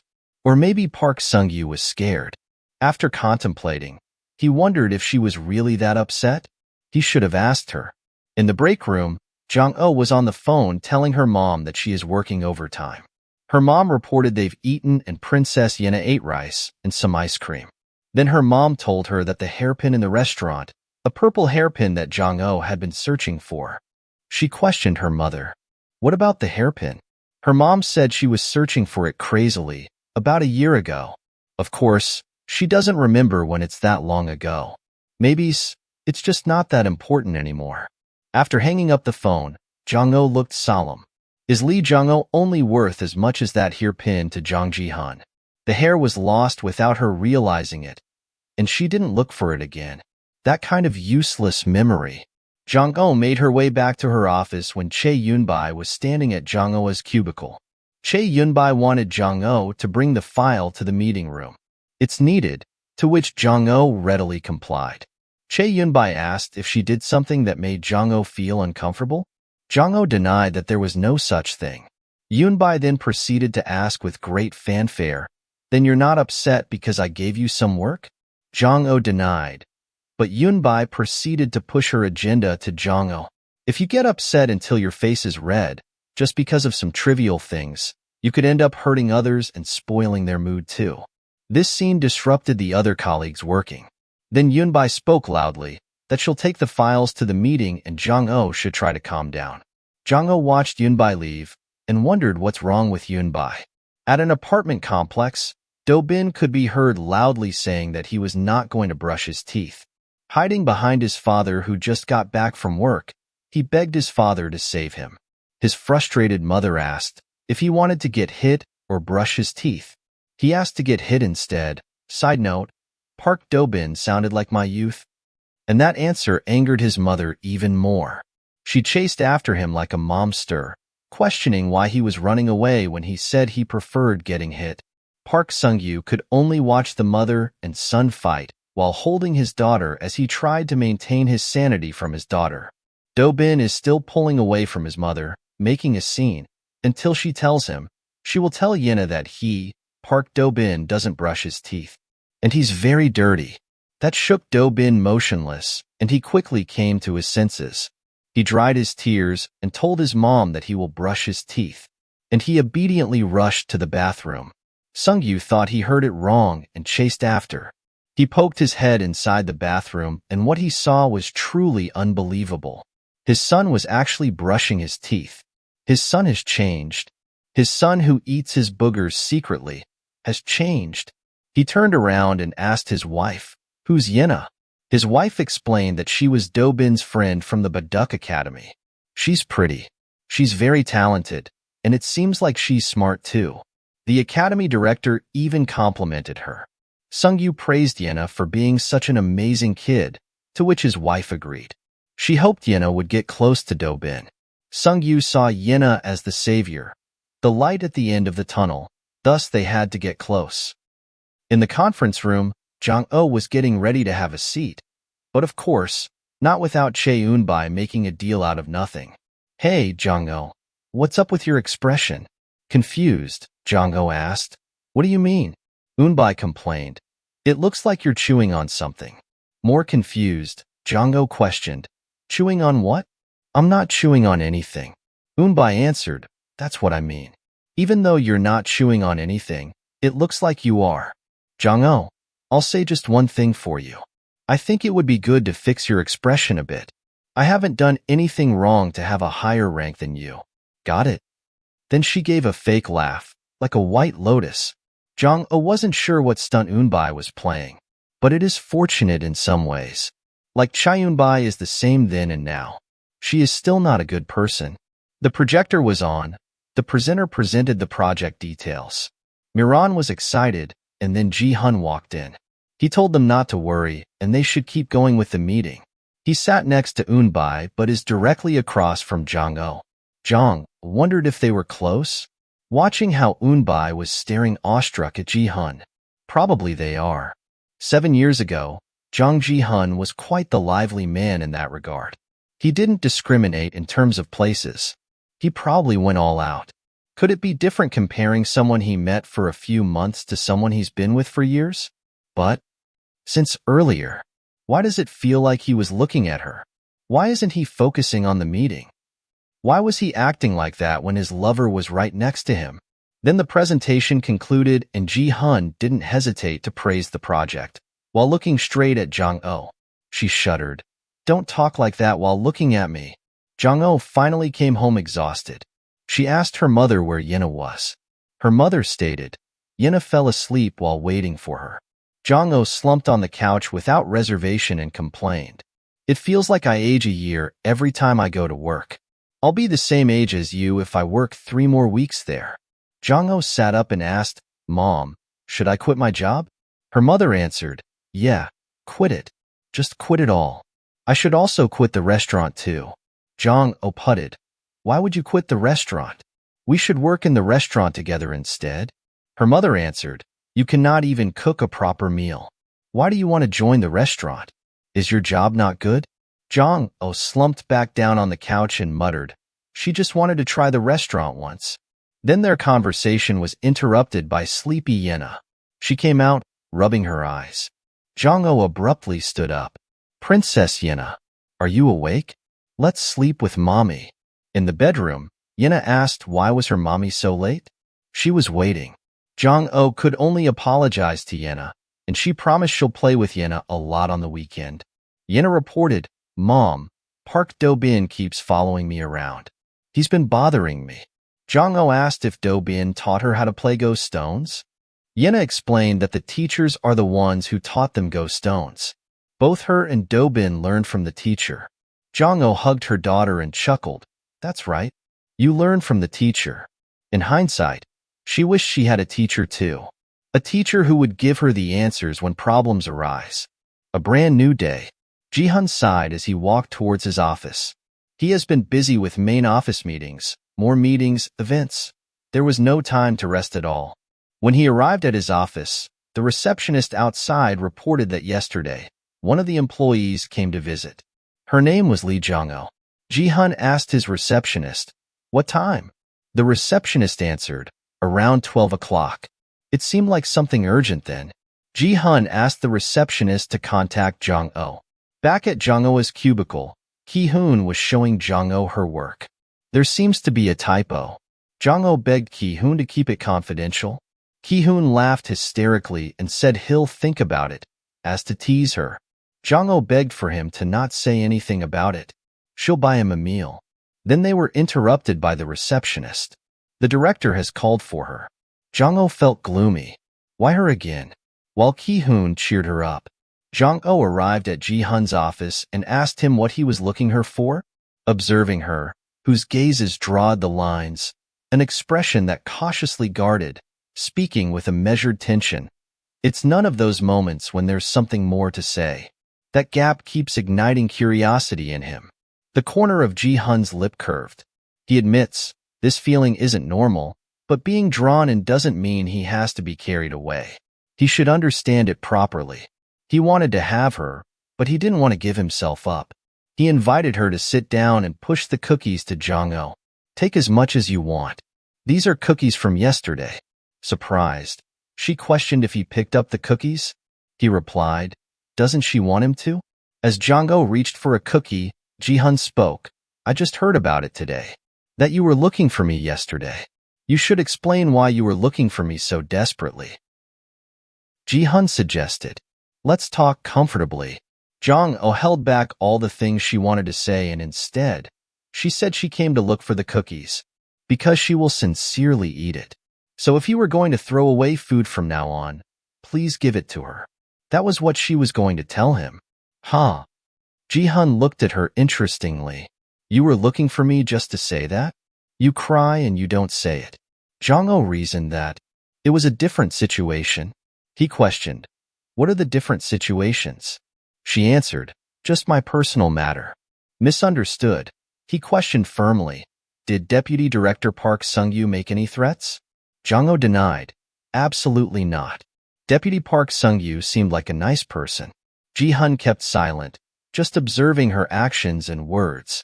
Jong-oh told herself she shouldn't become weak. A man who didn't tell her what family he was from. A man who has forgotten all. The man who couldn't trust her. The man who doesn't know she has a baby. She wondered if he was a bad person or a pitiful person. But didn't she speak to him after the accident? How did he call her when it was said he lost his memories? Was that really the man's voice? Maybe it wasn't done by Ji-hun. If the call was rigged, then they broke up because of someone's plan. Slowly, she opened her mouth and asked, that, director, have you ever heard my name? My name, Lee Jong-oh. Ji-hun leaned back comfortably and asked, have you ever filmed any commercials that are famous enough to have your name on them? The inner Jong-oh exploded in anger. Hey, you idiot. She took a deep breath and wondered, is it all right to reveal my identity and Yenna's existence now? Is this person going to get married soon? But it's better to know now than to find out after you get married. She finally mustered enough courage to reveal her identity. Director, I have something to tell you. At the same time, at a bus stop, Yenna got off the bus. A woman stood there and waved at Yenna, to which she knew that person was not the teacher. She grabbed onto Yenna, and while she tried to ask, who are you? But the woman cut her off and told her to thank the other teacher. Yenna thanked the teacher, but the teacher was busy instructing the other students in the bus to behave, and she quickly left. Once the bus took off, the unknown woman grabbed Yenna's hand and guided her away. Yenna asked, where are they going? The unknown woman said to the academy. Confused, Yenna stated, but the academy is over there. Looking at the direction, the unknown woman reasoned, you moved to another academy. You didn't hear it? Yenna was more confused. She looked at the direction of the academy getting farther away. The unknown woman dragged Yenna to a place she was not familiar with. She attempted to pull her hand away and stated, she will call her mother. The unknown woman yelled, why are you not listening to my words? Follow me quickly. And then she hurriedly took off. Yenna ran after the unknown woman around the corner, but the woman was nowhere to be found. She looked around at an unfamiliar place, feeling lost.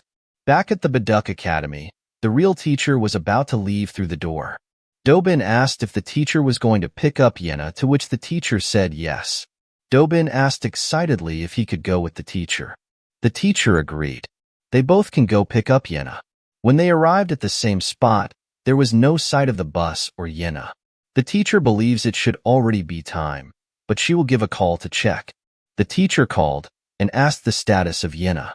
She was told that Yenna already got off the bus, and a teacher came out to pick her up. Then the real teacher said she has never taken Yenna with her. The other person said that cannot be true. She'll check again and get back. And in that instant, the teacher and Dobin felt terrified. Just when Jong-oh wanted to reveal her identity, her phone buzzed, interrupting them both. Ji-hun asked, "Shouldn't she pick up?" Jong-oh answered, "No, it's all right." Ji-hun stated, "Just answer it. It might be something urgent." Jong-oh stood up and excused herself. She'll take the call and be back. Watching her go out, Ji-hun was dumbfounded. He didn't say for her to go out. She looked at the screen, and it was from Yenna's teacher. She picked up the phone, and the teacher told her what happened. Yenna was missing. Jong-oh arrived at the same drop-off site. The teacher was there, along with Dobin and his mother. Jong-oh questioned, "What happened to my Yenna? Did you find her?" The teacher answered, "Yes, we found her. I just got a call. She was with the police. They're on their way now." A big relief overcame her, and she slumped down to the ground. The teacher helped Jong-oh up. "You must have been so worried. We're very sorry about this." This was the first time Park Do-bin's mother met Yenna's mother. She interrupted them by introducing herself as Park Do-bin's mother. Do-bin is Yenna's Baduk Academy friend. Her Do-bin likes Yenna. She wanted to see her. Jong-oh looked at the mother-child pair and finally met Do-bin. Then she saw Yenna coming in the distance. "Yenna!" she shouted. Yenna also shouted back, waving her hand. She was escorted back by a police officer. Mother and daughter reunited after. Jong-oh checked her daughter for injuries, but Yenna said she was all fine. After seeing that there were no injuries, she questioned, "Where did you go? How could you go off on your own like that?" Yenna answered, "I wasn't alone. An auntie said she was a teacher." "A teacher?" Jong-oh questioned. Yenna replied, "Yes. She said she was a teacher at Baduk Academy." The police officer said that person seemed suspicious, so he'll be sure to look into her. He will contact Jong-oh after going through the CCTV nearby. He introduced himself as Kwon Bail. He's from Wyong Police Station. Jong-oh stood up and thanked the policeman. Back at Ji-hun's office, he was still sitting on the same spot, waiting for Jong-oh to finish the phone call. But after a while, there was no sight of her coming back. Finally, he stood up and left the office to check. He asked the receptionist, "Where is assistant manager Lee Jong-oh?" The receptionist said that Jong-oh left a while ago. Shocked. "Huh. Tell her to come back." He turned around and headed back to his office, adjusting his tie. "What's with that woman?" Before he could finish scolding her, the receptionist came in and reported that Lee Jong-oh left the office. Back at the Baduk Academy, the bus driver and the teacher apologized to Jong-oh. The bus driver cried and apologized for being negligent. "I was mistaken because she looked similar to the teacher who usually comes to get her. I should have made sure of her identity. I'm very sorry." Jong-oh stated, "Yenna's safe, so it's okay now. However, it could have gone very wrong. So I think you should be more careful from now on. This might be a hassle, but from now onwards, can you contact the academy before dropping her off?" The driver readily agreed to that proposal. After that fiasco, the teacher also headed home. Jong-oh looked at Yenna and asked Yenna, "It's been a long day, right?" Do-bin's mother interrupted them. "I drove my car here, so I can drop you guys off. You're probably tired." Jong-oh smiled angelically and said that she will owe a favor. Do-bin's mother laughed. "If you want to, I'll be grateful." They all got into the car. The two adults sat at the front while the two children sat in the back. Do-bin's mother asked where should she go. Jong-oh answered, "Go in the direction of the market, but..." Do-bin's mother asked if it's the market nearby, to which Jong-oh replied, "Yes." Do-bin's mother stated, "This must be destiny. My parents used to run a flower shop there." Its name was Jinseo Flower Shop. Jongho was surprised. Oh my, I know that place. My mom runs a restaurant there too. Do you know about Guksun rice? Park Do-bin's mother answered enthusiastically. Oh my, of course. This really must be destiny. I'll have to say hello to your mom today. Yenna interrupted the two adults. Mommy, I have a drawing to show you. I made a zoo at the daycare. Jongho unzipped Yenna's school bag and took out a drawing. Yenna, what animal is this? It's a deer. Yenna replied confidently. Jongho sighed and praised. You did good. Yenna replied confidently. I now? Right. As Jongho put the drawing back, a note slid out. Curious, she took the note to see. Her eyes widened, shocked instantly the moment she saw the note. She got her looks from her mom. While her personality is like her dad, she takes after the both of you. Her heart pounded as she glanced at the rearview mirror that reflected her innocent and cute daughter. Someone knows that I gave birth to Ji-hun's child. Someone is watching over me and Yenna. Should I tell the police? Will the police take action on a note that's not even threatening? What if I'm facing someone very powerful? For example, Ji-hun's father, or... Before she could process her thoughts, Do-bin's mother asked, You're working, right? Ah, yes. You're very cool. You're working and raising a child well. You're really amazing. Jongho, being humbled, stated, I'm not. I don't know what I would do if something like today happens again. I left my office because Yenna went missing. Park Do-bin's mother suggested. What if she takes Yenna with her after picking up Do-bin at his daycare? After the baduk class, Yenna can go to my house and play with Do-bin and Do-yun. I think your mother can pick Yenna up after she closes her restaurant. Jongho thought that would be a great idea, but I think it would be too much of a hassle for you. Do-bin's mom explained, It's not. It's because Yenna's so pretty. Do-bin listens to her more than he listens to me. If Yenna's around, I think Do-bin can change completely. Then, Yenna's mother, should we try that for a week? I will feed her and make sure she plays safely. Just for a week. And Jongho saw Do-bin's mother as an angel that had descended from the heavens. Ah, how can there be such an amazing person? In the office, Ji-hun went back and sat in the same position, waiting for Jongho. Then, Park Sung-yu came in asking if he's going home yet, to which he replied, he will. Sung-yu asked cheerfully, should I tell you something fun? Then he proceeded to sit on the desk before continuing. My son likes this little girl. Apparently it was love at first sight. My wife told me that secretly. Children these days move pretty fast. Ha ha ha. Ji-hun asked, isn't this only fun for you? Park Sung-yu answered, you're quite cold today. Did something happen? Ji-hun replied cluelessly, what kind of thing? There's no such thing. Go home already. Sung-yu answered jokingly, you hate me? Don't you? Ji-hun turned around and asked, what nonsense is that? I like you a lot. That's why I kept you close to me, even though you were sent by my mother. I'll treat you well. I won't disappoint you. His words offended Sung-yu. You must see me as that kind of person, a person sent by your mother. Isn't your life easy?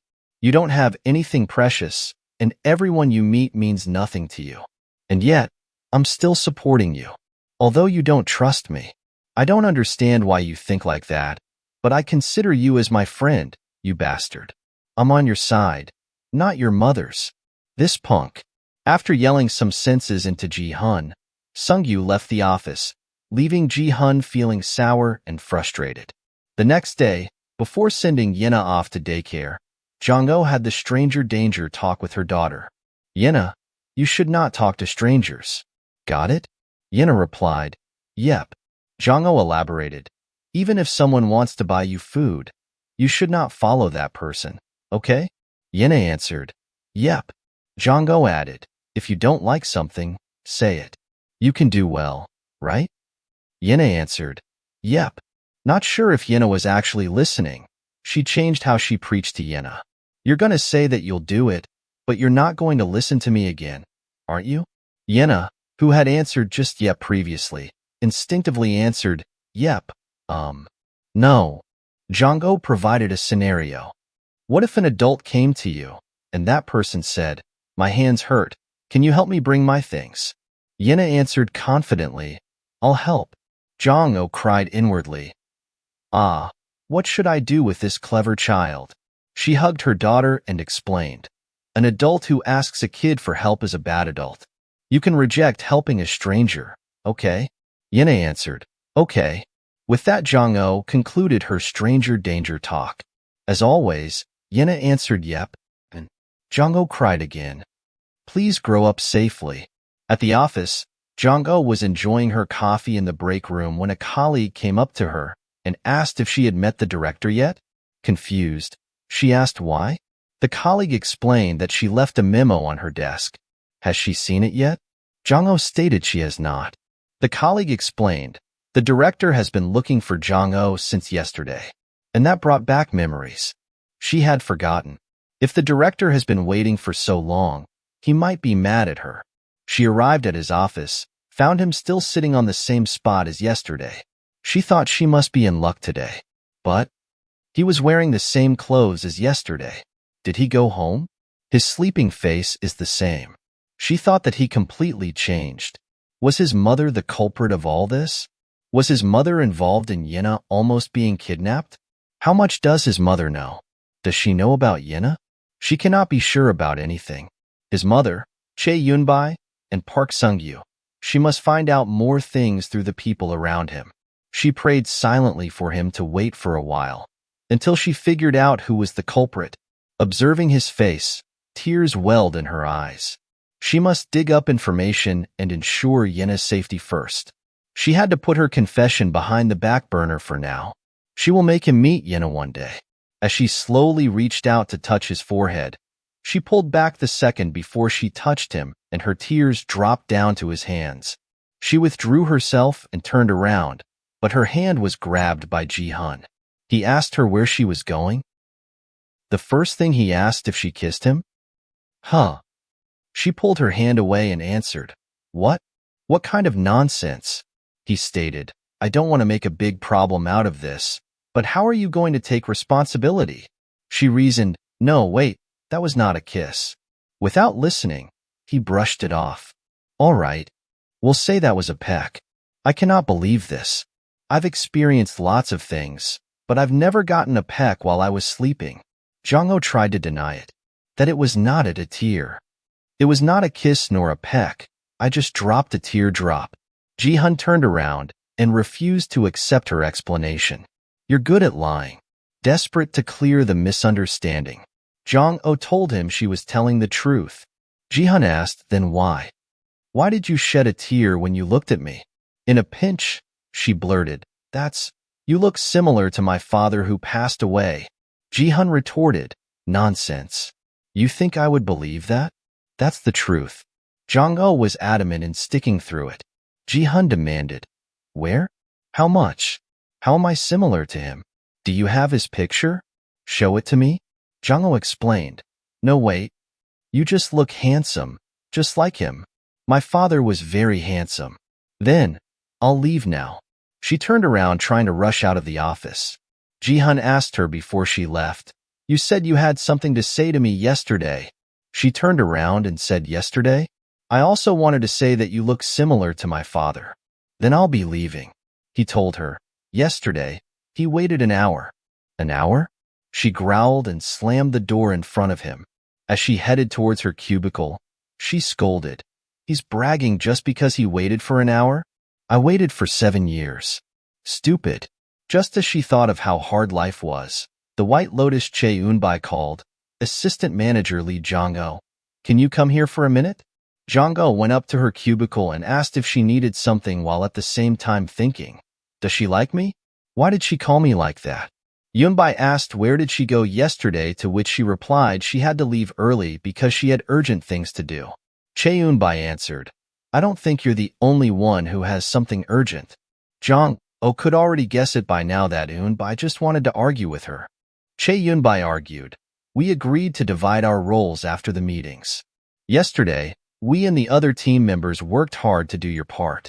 Jong-ho explained, but I did it, General Manager. I finished it early and uploaded it to the shared folder. Did you not see it? Did you check it properly? For the first time, Yunbai was at a loss. She turned to her laptop quickly and excused, "No, wait, Jong-ho didn't wait for her to come up with an excuse. She stated, "I think the other members have checked it. You should look for it. I'll be leaving." As she walked away, she scolded inwardly to herself, "Stopping bothering me. Don't threaten me with work. Don't stand in my way. Chase Yunbai, the same goes for you. I won't let people who threaten me off easily anymore, because that's how I can protect myself and Yenna." And then the next moment, she felt exhausted. "I made up my mind, but work life is hard." She used up all her energy at the beginning of the day already. For the rest of the day, she had meetings, more meetings, arranging meetings, brainstorming ideas. It's already hard enough without someone bothering her. She waited for the elevator door to open, and one of the things that bothered her was already in the elevator. "Why again?" Ji-hun asked. "Aren't you getting in?" "I am," she replied and stepped inside. It was just two of them. She felt so uncomfortable. Down the next floor, the door opened and Sung-yu was waiting outside the elevator. Jong-ho pressed the hold button and yelled, "General Manager, get in, get in, get in." She doesn't want to be alone in the elevator with Ji-hun. But Sung-yu just glanced at Ji-hun briefly and turned sideways. "You can go first." The door closed, leaving just Jong-ho and Ji-hun alone again. She asked, "Did you two fight?" "How? How can you fight with that angelic person?" An arrow struck Ji-hun. What he heard was that he have a bad personality. "I don't think General Manager Park Sung-yu is someone who makes mistakes." Noticing that Ji-hun was silent, she wondered if she was being too straightforward. My apologies. You're similar to my father, so I cared a bit too much. I'm very sorry." "Are daughters like that? Do daughters care about their father that much?" Ji-hun questioned. "That's right. Daughters care so much for their father. By the way, I think you both should reconcile. It seems like General Manager Park Sung-yu cares a lot for you, Director." Jong-ho suggested. At Park Do-bin's home, Do-bin showed Yenna a brown ball. "Yenna, look at this. The heli is shiny, like our eyes." Do-bin's mother, who was preparing food in the kitchen, noticed the two playing and thought they're so cute. There was a time where she was like that too. The doorbell rang and she headed towards the door. As she opened the door, the person standing at the door surprised her. Ji-hun introduced himself as Jong Ji-hun. Do-bin's mother didn't know how to react. She stuttered, oh my," repeatedly before answering. "Nice to meet you, Ji-hun." Ji-hun answered, "Yes, nice to meet you too. It's been a while since we met." She invited him inside the house. He gave her a fruit basket gift that he bought. She felt flattered, but quickly asked what brought him there. Ji-hun stated that he came to see Sung-yu. "Is he home?" As he thought that Sung-yu left home early. Do-bin's mother replied that Sung-yu was not home yet, and she'll try to contact him. She asked him to sit down for a moment, guiding him to the living room area where Yenna and Do-bin was playing. Do-bin came up and asked who the man was. She straightened up Do-bin and introduced that the man was his dad's friend, Uncle Ji-hun. Do-bin bowed and greeted Ji-hun, to which Ji-hun also greeted him back, rubbing his head and stating he grew up a lot. Do-bin pointed to Yenna and introduced, "Uncle, my friend is also here." Ji-hun turned at the direction Do-bin pointed and saw a cute, innocent little girl looking at them. Do-bin's mother instructed him to introduce his friend to Uncle Jung Ji-hun, to which he happily complied. He told Uncle Ji-hun that his friend came to visit. Do-bin's mother reiterated that the little girl was a friend of her son. Looking at the cute Yenna, he thought she must be Do-bin's girlfriend, since Do-bin said he fell in love at first sight. Looking at the kids, he thought all kids are beautiful. Meanwhile, Park Sung-yu was walking dreadfully alone outside, thinking of what his wife instructed him to do, that he should work overtime and go home late since Yenna will be over. She doesn't want him to bother the kids who are having fun. Being alone made him think of Jung Ji-hun, who was not that affectionate, but he always drank with him. Suddenly, he felt his phone buzzing. The moment he turned on his phone, his wife shouted on the other line for him to hurry home ASAP. Confused, Park Sung-yu asked if Yenna had already left. His wife replied, it's an emergency. Ji-hun went over to their house, and the news shocked him, speechless. Back at Park Sung-yu's house, Do-bin walked towards Ji-hun while holding the baduk set and asked if Uncle Ji-hun knew how to play budak. Ji-hun replied that he knows. The excited Do-bin asked anxiously if Ji-hun can play buduk with him, and can Uncle let him win? Ji-hun scooted over to the middle, sitting across from Do-bin. He asked, how does Do-bin know how to play buduk? Do-bin stated that he attended a budak academy. Before they started, Yenna walked over. Do-bin, wanting to show off his buduk skill, asked Yenna to look at him. He will show her how he plays baduk. Yenna went over and sat next to Do-bin. Do-bin asked Uncle Ji-hun to go first, but Yenna stated it's not right. The black side should play first. Do-bin then quickly retracted that he knew of that and proceeded to place a black stone on the board. Ji-hun looked at the kids, smiling at how much effort Do-bin spent on impressing the little girl. After some time, several stones were already in play on the board. Do-bin thought about it before grabbing a stone. As his hand was heading in a direction, Yenna stated, that's not the right way. He should block the way out instead. This confused him even more. As he was about to place the stone on the wrong spot again, Yenna, who couldn't stand to watch, stopped Do-bin's hand not to put the stone on the board yet. She told him to look at him. She then pointed her finger at several areas on the board as she explained, you should place it here. Then Uncle will place his here. Then you put yours here. Do-bin finally got it and replied, aha. Ji-hun smiled and thought, this kid knows how to play baduk. He pointed to a spot on the board and asked, but what if I put this here? Yenna pondered for a brief moment and then moved the black stone to a spot, which shocked Ji-hun. If she's the same age as Do-bin, isn't she 6-year-old? How can a 6-year-old do this? Just then, Do-bin's mother brought some fruit snacks, stating happily that Yenna is good. She's so proud of Yenna. Ji-hun asked, your name is Yenna? Yes, Yenna replied. Ji-hun asked who did she learn baduk from? Yenna answered, from the teacher. Ji-hun asked, not your dad, but your teacher? Yenna stated that she has no dad. Ji-hun felt bad for asking that. He shouldn't have said it. Do-bin turned to look at Yenna and asked, then should he give her his dad? Yenna declined and stated, no, it's all right. A noise interrupted the group. Do-bin shouted, that's Dad, followed by Do-bin's cute little sister yelling, Daddy? Both kids ran up to their dad. Park Sung-yu asked uninterestingly why was Ji-hun here? Ji-hun stated that he came to see Sung-yu. Then he told Yenna that he should stop there, and she can play with Do-bin. Yenna then got up and abruptly asked, when will Uncle come back again? He asked, why? She replied that it was fun. So will he come tomorrow?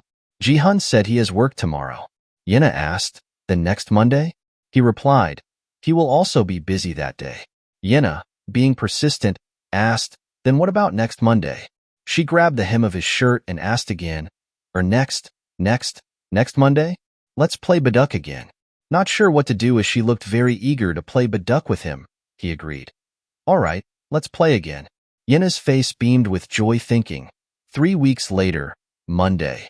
Ji-hun walked out of the living room and told Yenna he will see her next time, thinking that kids forget things quickly, so it'll be all right. He wasn't going to commit, just making promises thinking it wouldn't matter.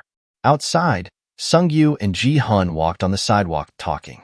Sung-yu stated, he cannot stay for too long since he's busy. Ji-hun answered that he knew. The two remained silent as they kept walking.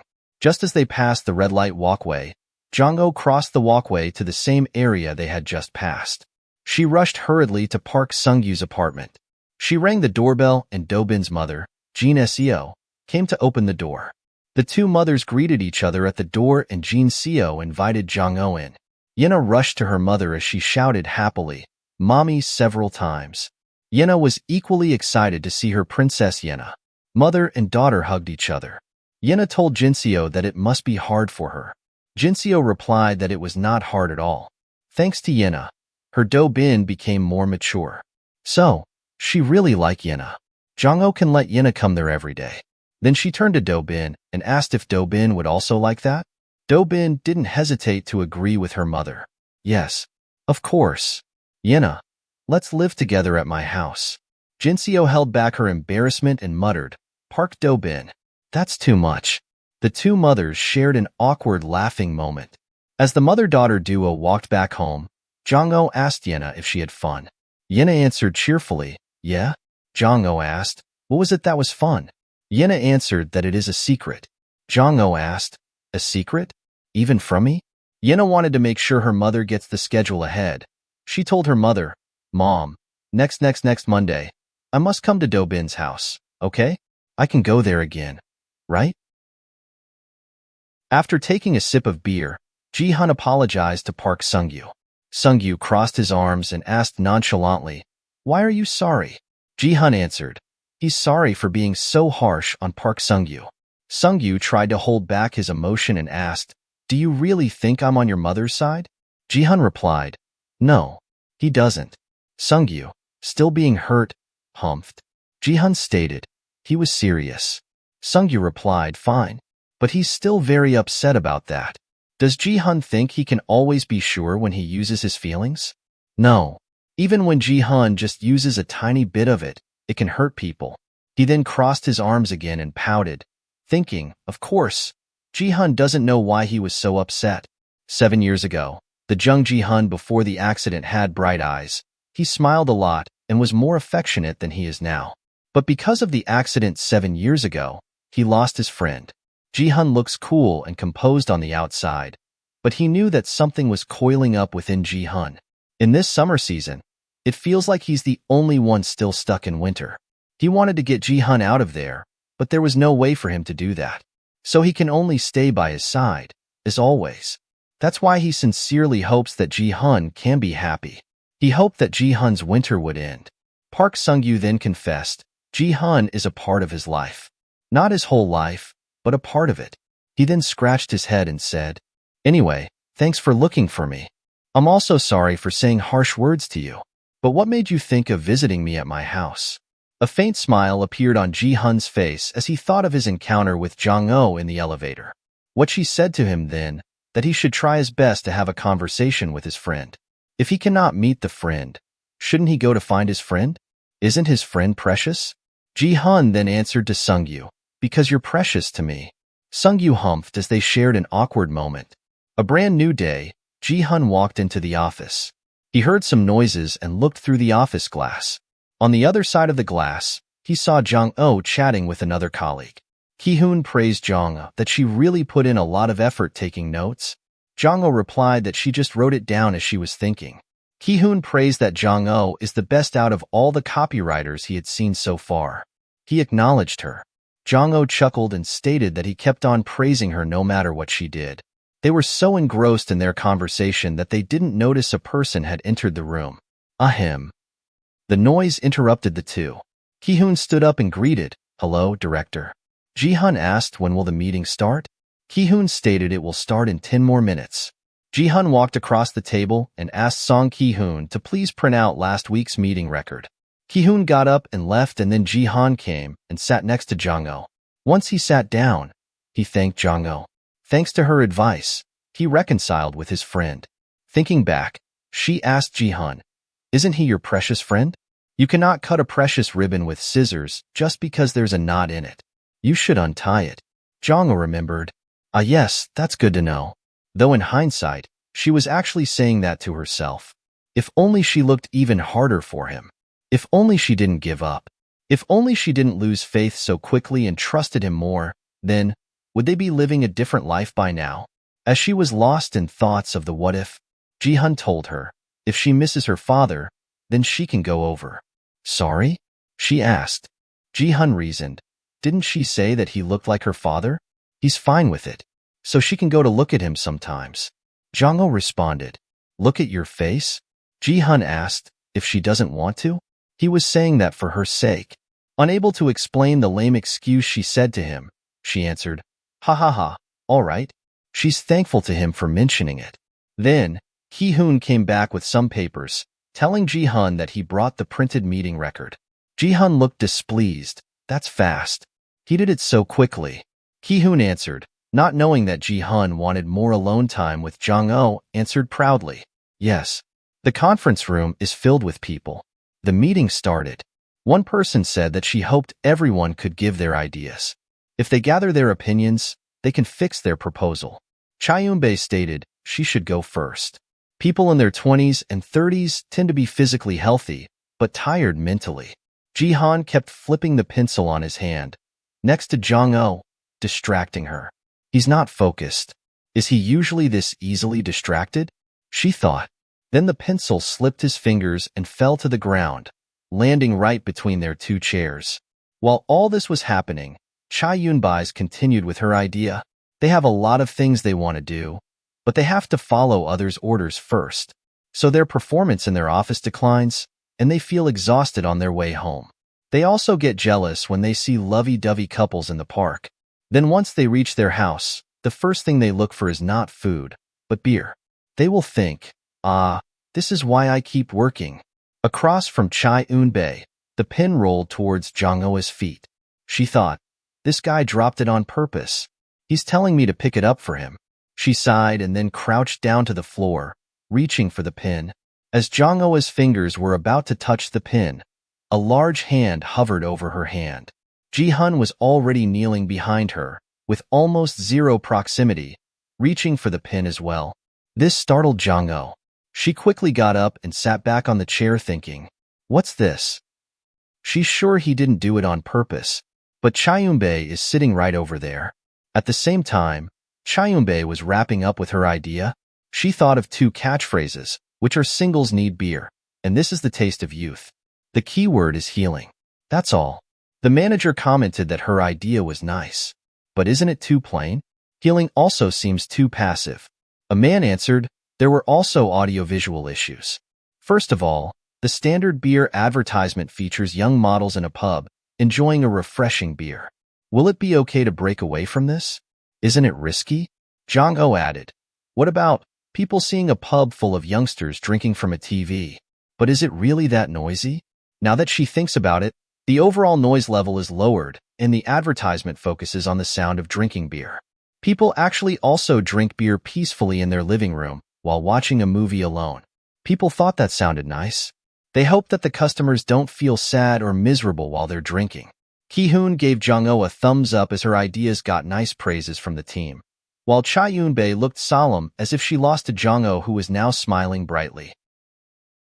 In the female bathroom, Chayunbei looked upset, thinking that Jung Ji-hun was acting strange.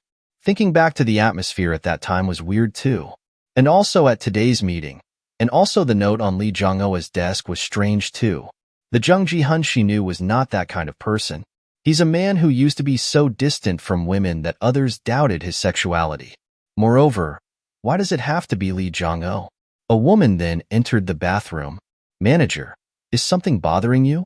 Chayunbei replied in a huff. No. The red-headed woman egged her. What's the matter? You can just tell me. Chayunbei then tells the woman to keep this to herself. It's a secret. The red-headed woman readily agreed. Of course. She is talking about the deputy Lee Jong-oh from Team 2. The new copywriter was actually her high school classmate. The red-headed woman asked, were the two close? Chayunbei stated, honestly, Jong-oh has a difficult family situation. That's why she tried to be nice to her.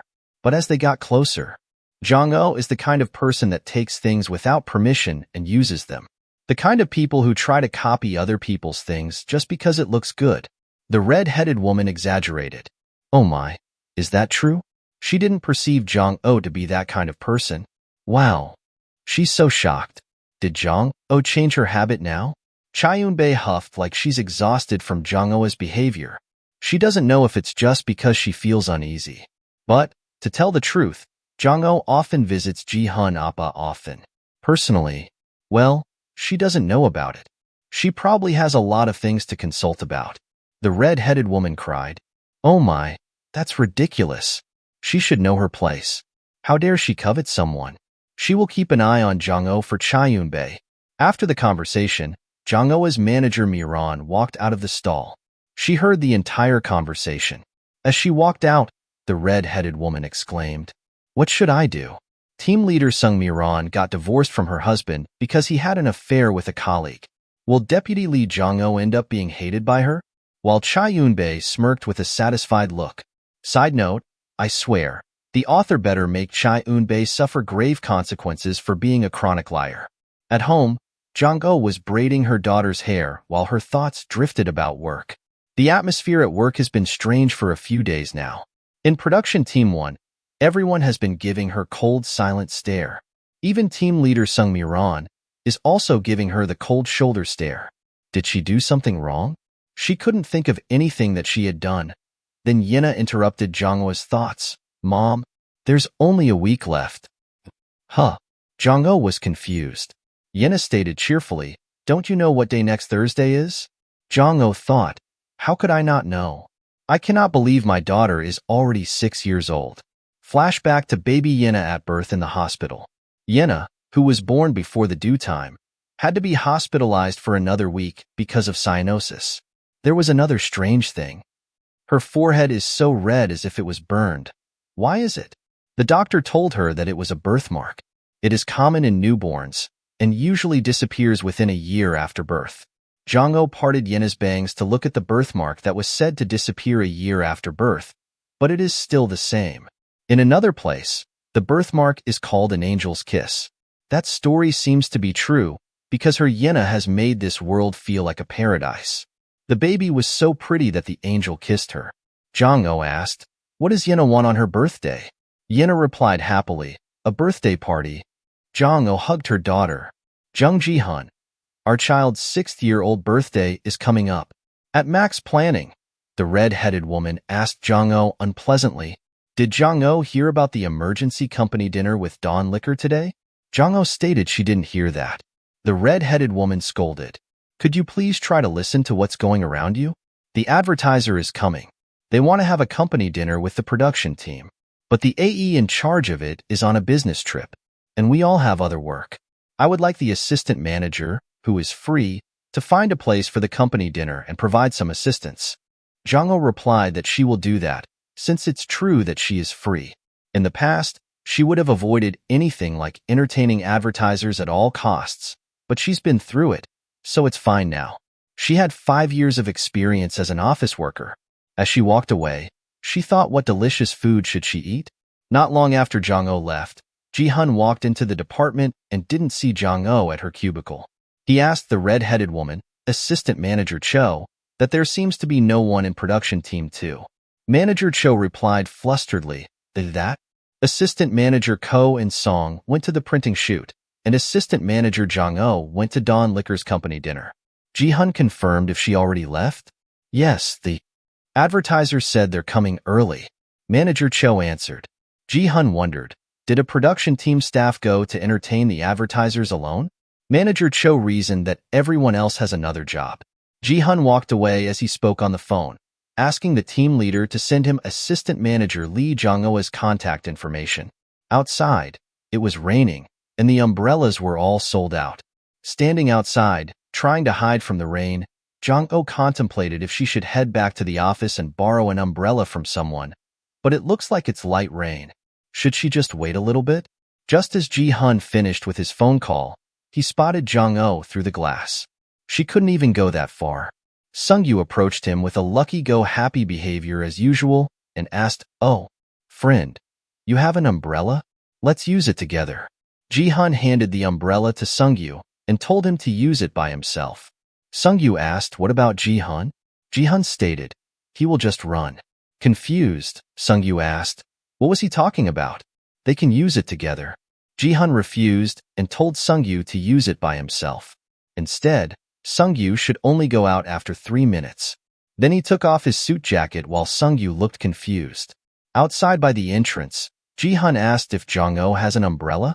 Donghua was startled that he was suddenly behind her, but she quickly replied, no, she doesn't have any. He stretched out his suit jacket and stated, then, they should go together. She declined, no, it's all right, while thinking, you want me to wear that jacket with you? Instead, she pointed at the convenience store across the big road that she is going to buy an umbrella over there. He replied, then let's use his suit jacket until they get there. Before she could say anything, he urged to go, and with that, she could only go along with him as he shielded her. Thinking what they did is crazy. Watching from the entrance, Sung-yu muttered, that jerk. He thinks he's shooting a movie. No. Do I finally have something to tease him about? They finally crossed the busy road heading to the store. Jong-ho was shy but remained under his shield. She pointed to the store and stated that she just had to go all the way to the front. As they got inside, she thanked him and told him she would get him an umbrella. Ji-hun ran his fingers through his hair as his skin showed through the wet white shirt and replied, "You're welcome." Jong-ho walked to the counter and saw only one umbrella. She asked the store staff if they had more. He said they have plenty. She bought 2 umbrellas and gave one to Ji-hun while he doesn't seem excited about the umbrella. Standing outside the entrance, he asked if the umbrella was refundable. He has a lot of umbrellas at home. Beside, a yellow duck umbrella. At that, Jong-ho answered, then he can just use it today and give it to her later. She doesn't have any at home. A chaebol is a person who carries an umbrella. Ji-hun opened the umbrella and said they should go now. Jong-ho stated that she is going to stop by the firm recommended by Ji-hun. It's at the intersection. He said they can split there. Jong-ho stated, all right. If someone criticizes her for choosing the wrong location, can she say it was the director's choice? He told her to do as she wished. Back at the office, Chae-eun-bae asked Manager Cho, where is Lee Jong-ho? Manager Cho said she asked Jong-ho to prepare a dinner party. With her fake behavior. Chae-eun-bae answered, oh my, really? There's nothing we can do because everyone is busy, while in hindsight, praised Manager Cho for doing a good job even when Chae-eun-bae didn't ask. She imagined Jong-ho going to be overwhelmed by being forced to drink crazily. Jong-ho will sweat it out alone until the others arrive. The receptionist walked by. Eun-bae asked if the receptionist is getting off work already. Did the director got off work too? The receptionist answered, yes. The director said he was going to meet the production team and advertisers. Didn't Eun-bae go with him? Eun-bae's smug feeling a moment ago now shattered. She grabbed her stuff and started running out of the office. Manager Cho asked her to slow down a little. Eun-bae yelled back, she's running because of what Manager Cho said.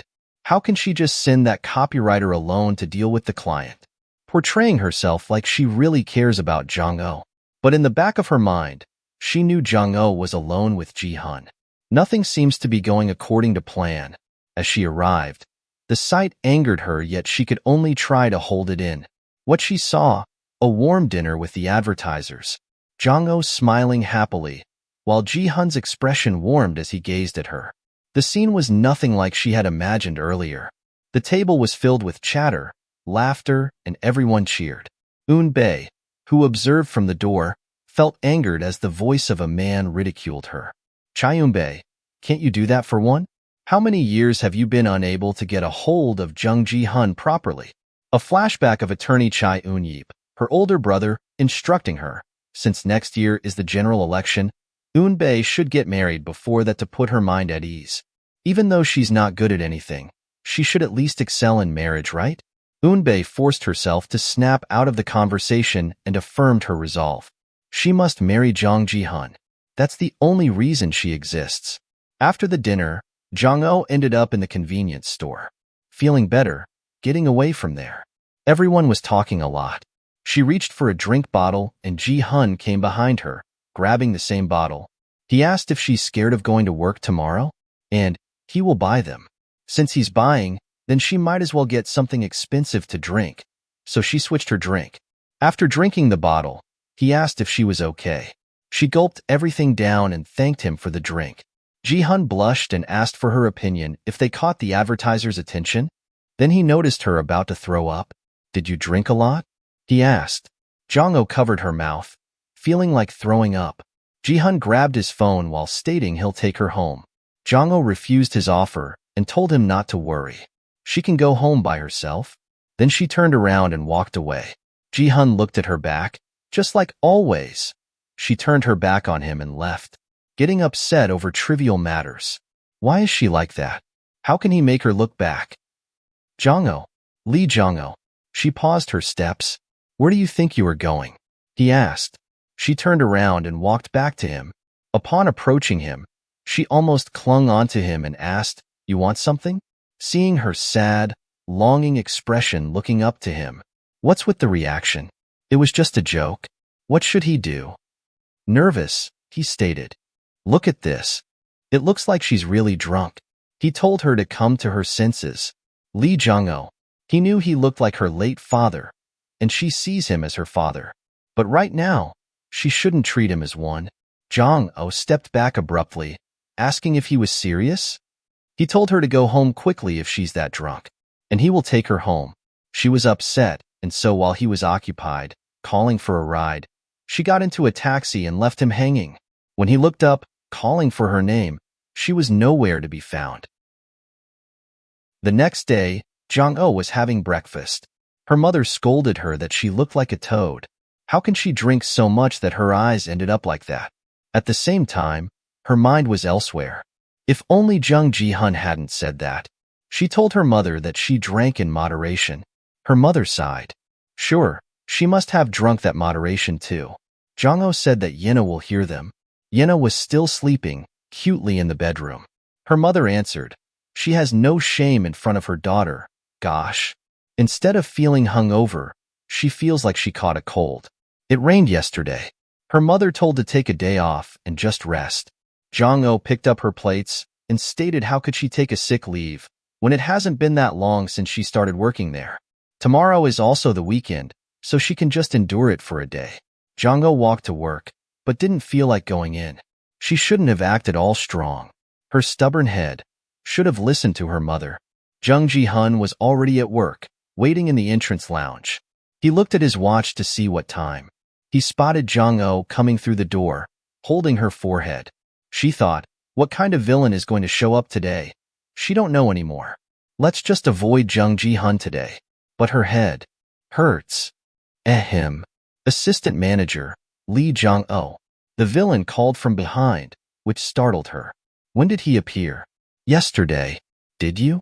Before he could finish, she was already gone, mingling with the crowd.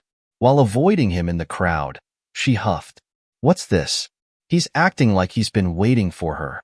He also doesn't look like he's in a good condition. He's just making her worry. What? Is he going to apologize? The people in the elevator noticed the director was on the same elevator. They all moved over to Jong-oh's side, suffocating her.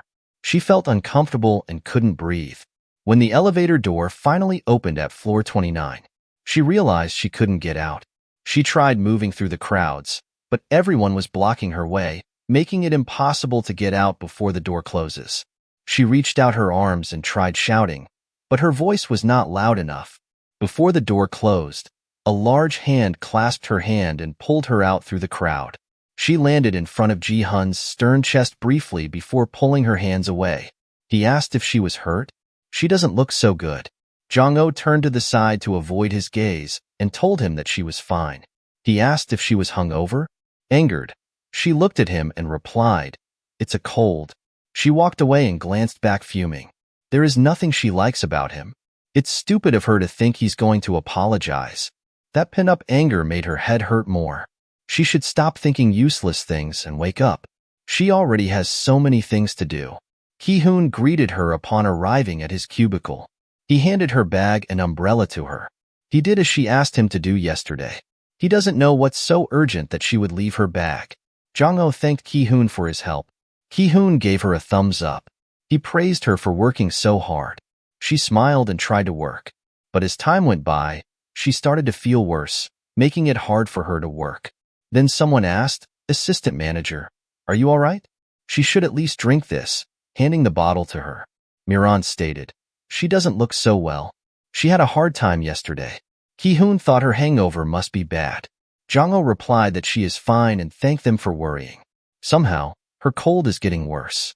Then her phone that was next to the keyboard buzzed. It was a message from Ji-hun, asking her to go to his office. She can't help but go to see him.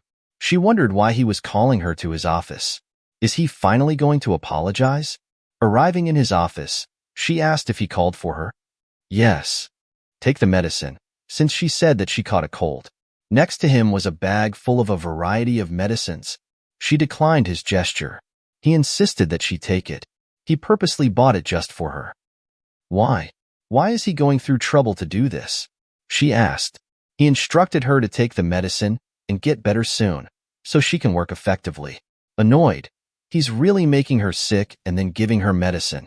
It was not what she hoped for. She felt sad that she didn't even have the power to argue with him. If only her body is in a good condition. Then he draped his large shirt over her shoulder. He said a sick person should wear more layers. She thought, what's this? Why is he? Then she replied, I have my own style. He stated it looks good on her. Ji-hun insisted for her to just wear it and forget the fact that he's the one who gave it to her. He has never even worn that before. Jong-ho clutched the collar of the shirt and stated, she would prefer it if he let her leave early. Ji-hun answered that he will do so. Does she want him to send her home? Jong-ho thought he didn't even mention anything about yesterday and did not apologize. He's only caring about the strangest things. She replied no. She will continue working. And she will take only one kind of medicine. Ji-hun sighed, looking at the rest of the medicines in the bag. He muttered she should have taken more of the medicines. What's so hard about that? During lunch, everyone was chattering about eating their lunch, while Jong-ho put her head on her desk to rest. She reminisced about their past. He can't even remember what happened 7 years ago. The past when he gave his jacket to her to keep her warm. Now he does exactly the same as before. Why would he say the same thing too? While lost in thought of the past, Miran came up to her and asked if she was feeling better. Jong-ho looked up and answered yes, the team leader. She took some medicine, so she's feeling much better. Team leader, Miran, stated that she bought some porridge. They should eat together. As they ate lunch together, Jong-ho thanked the team leader and thanked her for the food too. Team leader Miran answered, yeah. She always enjoys eating with assistant manager Lee. But she wanted to ask assistant manager Lee something. She doesn't know if she can ask Jong-ho about this, but she is quite worried. Jong-ho answered, sure, just ask her. Miran then asked, so then, have you known director Ji-hun before? This shook Jong-ho. Team leader continues, or perhaps, did she date the director during the time period he forgot? Jong-ho trembled. Even her hands were shaking and was unable to reply. She wanted to say something, but could only utter, that. Seeing her pale expressions, Miran stopped her. Wait, Jong-ho doesn't have to answer her. She must have her own reasons. She's just worried a bit. It also seems like Jong-ho's facial expression changes when someone talks about director Ji-hun. There was also that time in front of the elevator. But if she knew him 7 years ago, does she have any intention of telling him? The director is about to get married. She is also working in the same office. Jong-ho replied, she is still not sure. She looked and felt conflicted. Team leader Miran got up from her chair and walked over to Jong-ho. She placed her hand on Jong-ho's back to comfort her. It's all right, assistant manager Lee.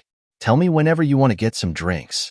I might not be able to help you solve the problem, but at least I can hear your story. And please don't resign. All right? To the team leader, that's the most important thing. Jong-ho chuckled and answered, of course.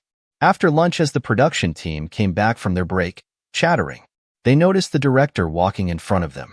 The older gentleman asked, Director, have you eaten lunch? The director answered, yes. Director asked, by the way, about yesterday, did you assign Team 2 instead of Team 1 for entertaining the client? I heard that you assigned a new employee to entertain our regular advertiser. Cho Siney turned pale upon hearing this. The older gentleman answered nervously, that happened because the assistant manager Cho Sinia was too busy, so she asked for help just until her work was done. Manager Joe Sinnott answered nervously, unable to make eye contact. Yes. I had so much to do, and the deadline are near, so I had no other choice. I understand that you're busy. From now on, make sure this doesn't happen anymore. The older gentleman and manager Cho patted their chest with a big relief. Just as they thought they escaped a catastrophe, Director Jung Ji-hun asked, then, can I see the result of the work you did yesterday? After looking at the work manager Cho did yesterday, the director felt disappointed. He reprimanded manager Cho. You worked so hard, but there's still no result. You should have attended the company dinner instead. Anyways, I understand now about why the client returns the work you did. From now on, assistant manager Cho Name must send a report of her work via email at 6 p.m. every day. That's all. After reprimanding manager Cho, he left, leaving the older gentleman and manager Cho stunned. Manager Cho cried and turned to Chai Eun-bae. General Manager, what should I do? Chayunbei answered with her fake attitude as usual. It's all right. It's all right. I will talk to Appa. The director Ji-hun walked out of the department and met Jong-oh and the team leader on the way back from lunch. Then Chayunbei came running past them. Jong-oh looked at the back of the two walking away and thought of what Miran told her. The director is about to get married. And you're also working in the same office. Right, he's about to get married. Let's stop worrying about him. But when she got back to the department, the atmosphere felt off. What's wrong with the atmosphere? She wondered as Manager Cho glared dagger at Jong-oh. Back at Director Ji-hun's office, Chayunbei asked, Appa, did something bad happen? Assistant Manager Cho promised to work diligently. If you scold her just because of what happened, she will only become discouraged. Ji-hun did not even look up at her. He continued to look at the file on his desk as if she didn't even exist. Chayunbei, frantically searching for a topic, and something hit her. Ah, right. Mother talked about marriage. What should I do? Director Ji-hun answered, you can take care of it yourself. You know more about my mom than I do, right? She asked, then what about you? Oppa? What do you want to do? Ji-hun answered, I'm not that shameless to ask you to do that. Chayunbei gritted her teeth, trying to hold back her anger. No, I have already been telling so many things to people. She clutched her skirt and asked, if I decided to get married, what would you do, Oppa? Huh. Oppa, trying to look as calm and angelic as she possibly could. Then she felt the atmosphere become tense and saw the cold glare from Director Ji-hun's. That stare means, you dare? Without him saying anything, she could understand the meaning of that death glare. Director Ji-hun stated, can't you deal with it by just saying a word? Tell Mother that we broke up, even though we never dated in the first place. She stuttered. Do those words come out of your mouth that easily? I don't understand why it's so hard for you. In a firm voice, he commanded, I'm busy. Will you get out, please? Chayunbei can't do anything but have to leave his office. As she walked out, she saw Park Sung-yu coming around the corner. She gritted her teeth as she walked past Sung-yu and unfettered angrily. Oppa said that he's busy right now. Park Sung-yu smiled and answered, ah, really? And proceeded towards the office. Chayunbei turned around and saw that he did not pay heed to her words. He reached out about to open the director's office door. She shouted, you're still going in? Park Sung-yu replied, I should check on how hard he's working. She shouted frustratingly, gosh. Sung-yu let himself inside the office, thinking Ji-hun must have fought with Eun-bae. He's not mad, right? He closed the door and spotted the yellow umbrella on the side of the door. Huh? What's this? Grabbing the umbrella, holding it up to show Ji-hun. What's this umbrella? I don't think you need this. Can I take it home? I'll give it to my daughter. Ji-hun's face lit up like the soft, warm sun ray and answered, no, that's my. Don't touch it. Leaning on the back of the black couch, Park Sung-yu stated, you weren't particularly polite to Chayunbei. Director Ji-hun answered, you can't take it lightly. Sung-yu's memory went back to 7 years ago. While Ji-hun was in a coma, Chayunbei was the one who helped apprehend the hit and run criminal. It is said that she even takes care of Ji-hun's mother. Besides, she's my friend's younger sister, and we all know each other in the family, so we cannot just ignore her. Sung-yu brought his thoughts back to the present and said, still, I have to sort it out. If there is someone you really want to date. Ji-hun answered, it doesn't. Sung-yu replied convincingly, okay, if you're not dating, who do you share the umbrella with? No, it's not an umbrella, it's a coat. I saw it yesterday, like filming a movie in public. Ji-hun denied, it's not like that. Sung-yu reasoned with what he saw as he passed by Jong-oh's cubicle. Assistant manager Lee Jong-oh was wearing the clothes I gave you as a gift, isn't she? Feeling a little guilty, Ji-hun answered. Was it the clothes you gave me as a gift? Offended, Sung-yu scolded. What a cold bastard. He crossed his arms and asked, do you still want to deny it? Those are all romantic feelings. Still denying, Ji-hun answered. I have a tasteful look. It's never been like this before. That's why it's annoying. Sung-yu laughed. Ha ha ha. I'm not worried about you getting wet by the rain, but I'm not saying I like it either. I want to be next to you, but I don't like you. It bothers me that you might get hurt, but I don't like you. That's called pure love, my friend. It was as if a light bulb had just went on in Ji-hun's head. His face blushed, listening to Sungyu's explanation of love. Images of their encounters overlapped Sungyu's descriptions of love in Ji-hun's mind. He looked at her. Curiosity about her is not that special. It just happens naturally because I'm a man. It's just a sexual desire that is like an appetite. Is it possible for me to be in love with a woman I met for the first time 10 days ago? At the end of the day, Ji-hun and Jong-oh stood in front of the elevator. As they waited for the elevator, Jong-oh stated that she will wash the cardigan and return it to Ji-hun. Ji-hun replied, just give it to him. Since it was a precious gift from a friend, he will take care of the laundry himself. Jong-oh took out the cardigan. All right, she gave him the cardigan, thinking why did he lend it to her when it was so precious? The atmosphere was interrupted when Ji-hun shouted by the department entrance. The obtuse Ji-hun walked over to them and asked, "Oh, director, are you getting off work?" Then shifted his attention to ask Jong-oh, "Assistant manager, I brought my car today. Would you like me to give you a ride?" Jong-oh asked, "It's Friday evening. Doesn't he have any plans?" Ji-hun answered, "The meeting place is near the assistant manager's house. Would she like to go together?" While they were conversing, Ji-hun was on his phone. He seemed to be typing, focusing on his phone. Director Ji-hun turned his attention to Ji-hun and said, "The phone seems to be ringing in the office right now, but no one is answering?" Ji-hun diverted his attention back to the department. "Is that so? I can't hear very well." Director Ji-hun insisted that he could hear it though. Ji-hun told Jong-oh to wait a moment while he ran back to answer the phone.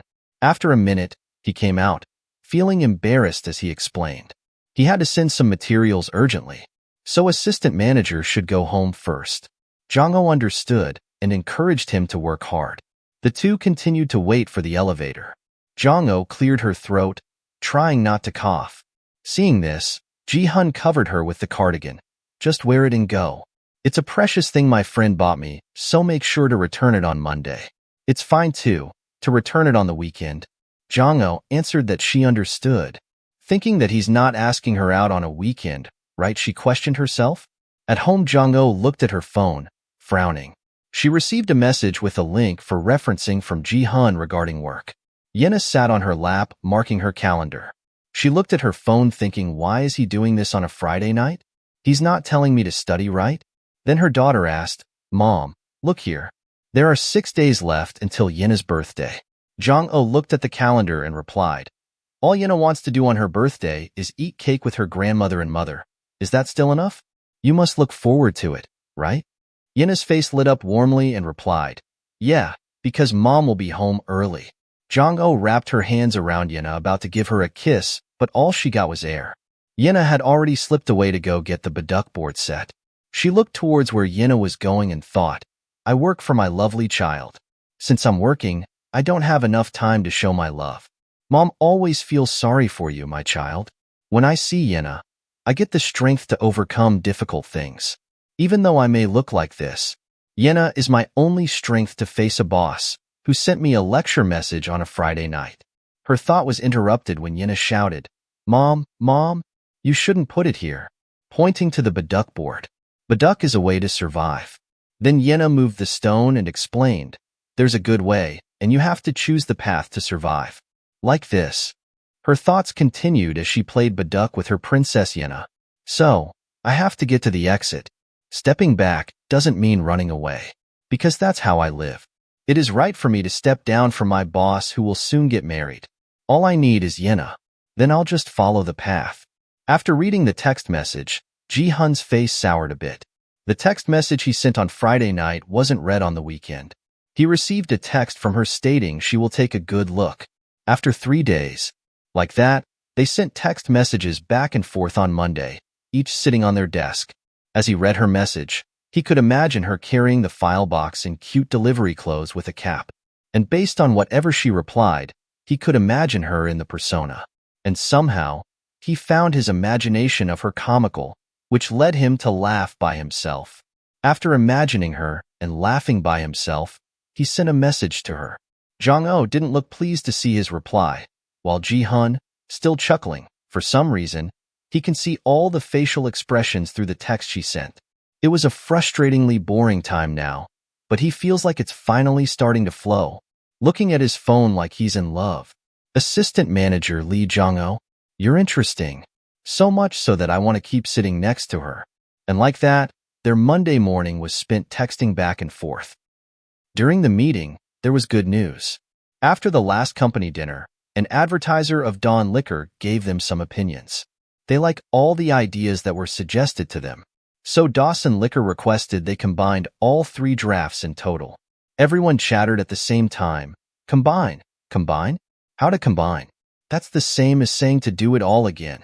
And if they combine it, it's only 1. Why are there 3? Manager Cho asked Lee Jong-oh irritatingly. Don't you have anything to say? Jong-oh asked back, what should I say? Putting the blame on Jong-oh, Manager Cho stated, if you didn't mention all this to the advertiser on the company dinner day, I don't think this would have happened, right? Jong-oh said, she only told them what team leader On Chan-seop asked her to inform. On Chan-seop answered, well, it could be. Isn't that great? They figure out the intention that fast.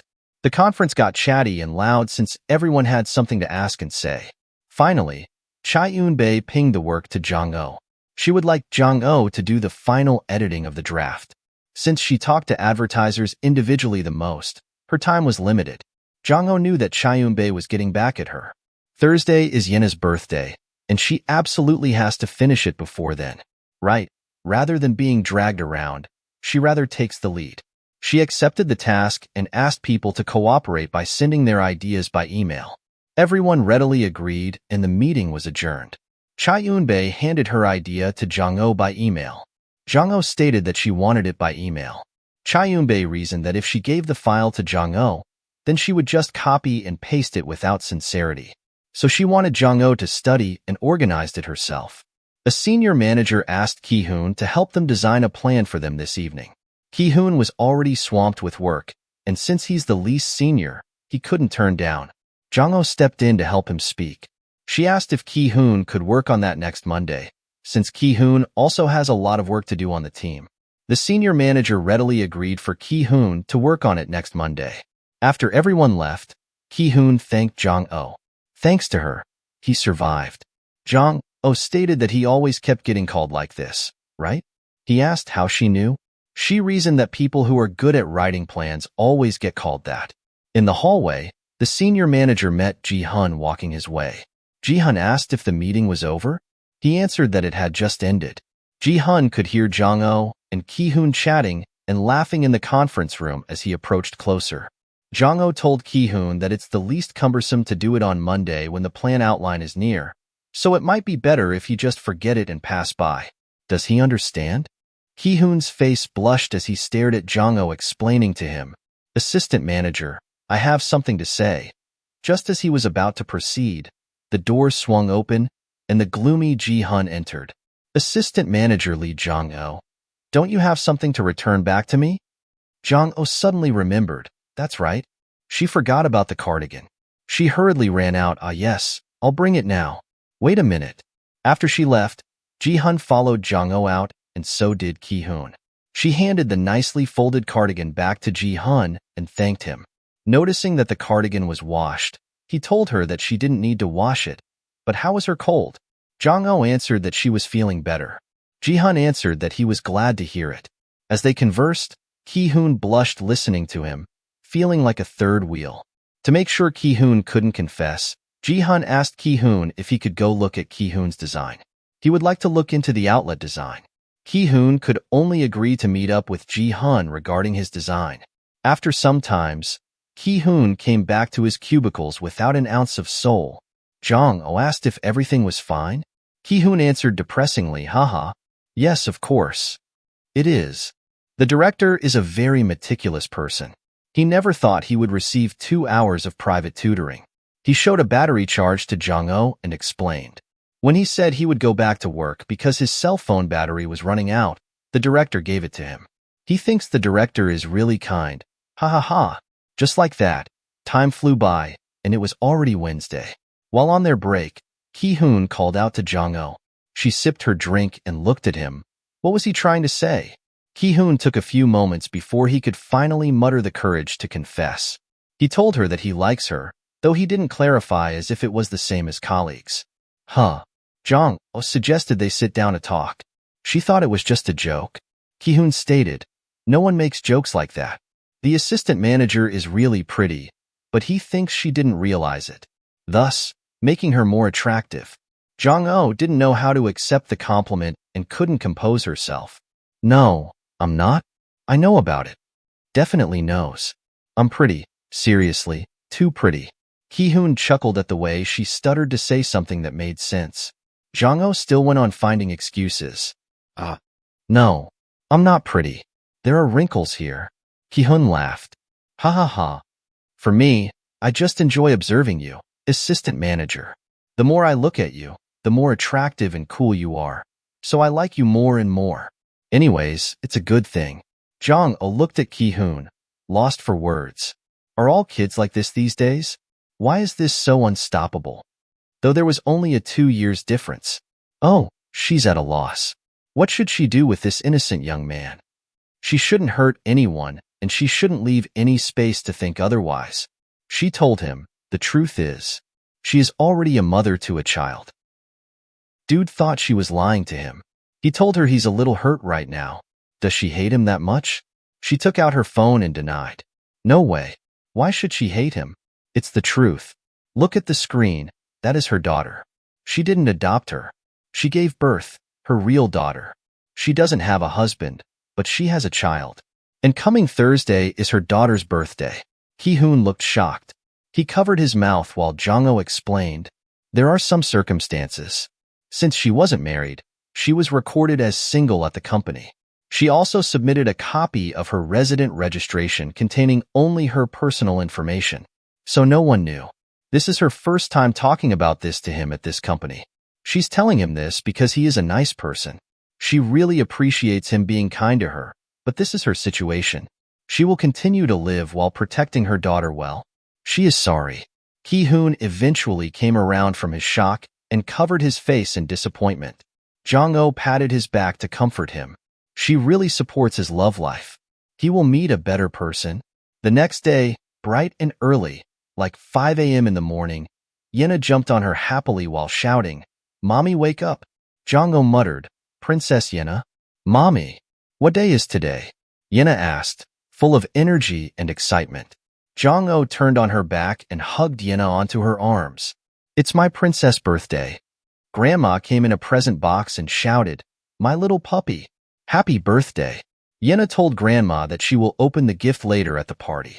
Later in the evening, Grandma knew that her princess was planning to throw some kind of loud party, but she prepared a table full of breakfast food. The house was decorated with birthday hats and balloons. Yenna looked at herself in the mirror, making sure everything looked good. Her hair was tied with a ribbon and she wore a tiara. Feeling satisfied with how she looked, she told Grandma she would be back. Grandma stated that with Princess Yenna's hair like that, they both look similar. Side note, isn't Yenna adorable or what? They're ready to leave the house, but not without Yenna asking her mom to make sure that she has to come home early today. Jong confirmed, she knows. Thus, that day at work, Jong worked like her life depended on it. She was on fire all day, scaring Ji-hun. As she brazed through her work, she remembered the pinky promise she made with her daughter, to go home early. At Do-bin's house, he held on his necktie and told his mom not to forget his tie. As she helped him button up, she asked if he wanted to fasten all the buttons and tie a tie. He answered firmly yes, because it is Yenna's birthday. But, son, will Yenna really like the ring? She asked. Do-bin answered proudly, yeah, because the ring is pretty. She didn't want to disappoint her son, so she encouraged. Well, all right, because a gift is in the heart of the giver.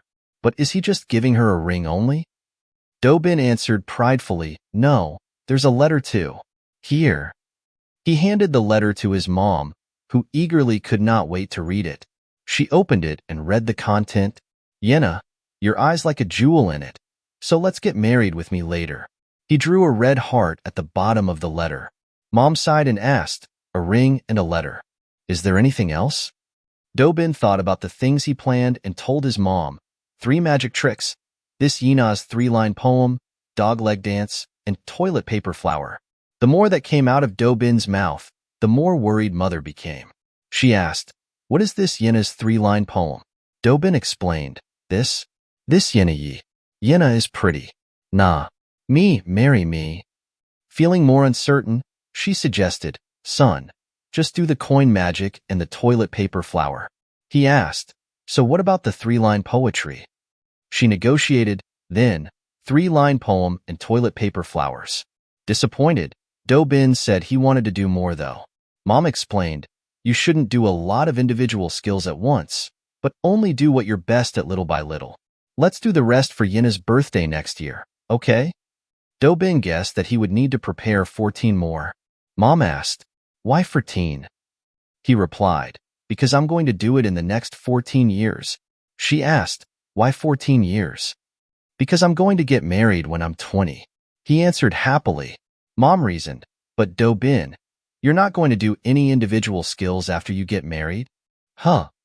I cannot because I have to raise the baby. So it's hard." And he walked away, holding onto the toilet paper flower, leaving his mom speechless in horror. He even thought about children. Yes, raising a child is hard. Still, she will support him.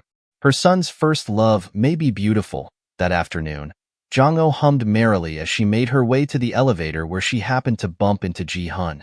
But she was in a good mood, so she gave him a happy greeting. He also noticed the light mood in her as well, though he tried to keep a cool face as he greeted her back. She gazed at him warmly. Ji-hun, today is our child's birthday. So I prayed for your happiness today too. Because an angel was born because of you." When Jong-oh arrived at her cubicle, Ji-hun came to her with a gift. He stated it was for her child's birthday present. Just a hairpin. Jong-oh accepted the gift and thanked Ji-hun. She is sure her daughter would be happy that a wonderful oppa gave it to her. Ji-hun laughed and asked, "What's with the oppa?" "Anyways, today. She should do her best today so that she can get home early." Jong-oh laughed and thanked him. While from afar, Ji-hun witnessed them chattering and smiling. She smiled warmly today. Her mood was warm, but his mood and expression was opposite of her.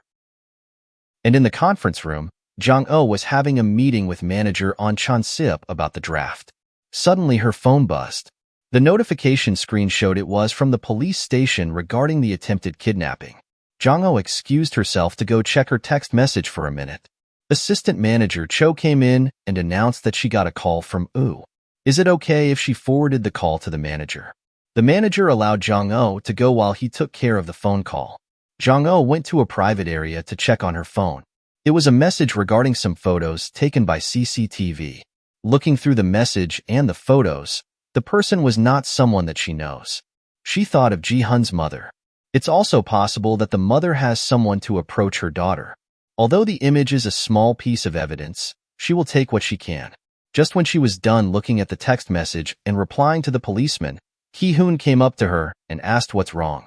Jong-oh told him that she has something to ask him. She showed the photo and asked if he had seen a hat like that. It looks like a brand hat. Ji-hun stated the photo looked blurry. But wait, it looks like a foreign soccer team's cap. He pulled up the photo on his phone. It looks similar to this one. Jong-oh thanked him that he is a genius because it does look like it. Ji-hun stated that he can't guarantee that it's the same, but she can make this kind of design in a millinery shop. Just for reference. Jong-oh thanked him for the suggestion. Manager On Chan-sip then called Jong-oh to finish the Dawson's Liquors proposal first. He will print the draft that assistant manager Cho sent and show it to the director. Jong-oh stated she will be right there. As she walked back to the conference room, assistant manager Cho walked past her with a smirk on her face. Jong-oh went back to grab her laptop and brought it to the manager. As she arrived at the manager's desk, she opened her laptop to take a look. But something was wrong with her computer. A bunch of codes appeared on the screen. She wasn't sure why her computer was acting weird. Assistant manager Cho acted surprised and asked, "Isn't this a virus? Did you make a backup file?" She did save it in the public folder. It should be on her PC, but her folder was completely empty. She thought it may have gone into the wrong folder. She will search and find it. Ji-hun helped her search, but there are no files created today. Jong-oh knew for sure. She put it in the public folder and even created a password and wrote it down on the notebook next to the computer. Assistant Manager Cho questioned angrily. What are you talking about when there's nothing? Aren't you just pretending to back it up? Ji-hun happened to walk by and heard all the commotion. He asked, what's going on? Assistant Manager Cho explained that Jongho's laptop has a virus and she didn't back up the data she made. Jongho admitted her fault. She will go to the computer and fix it right away.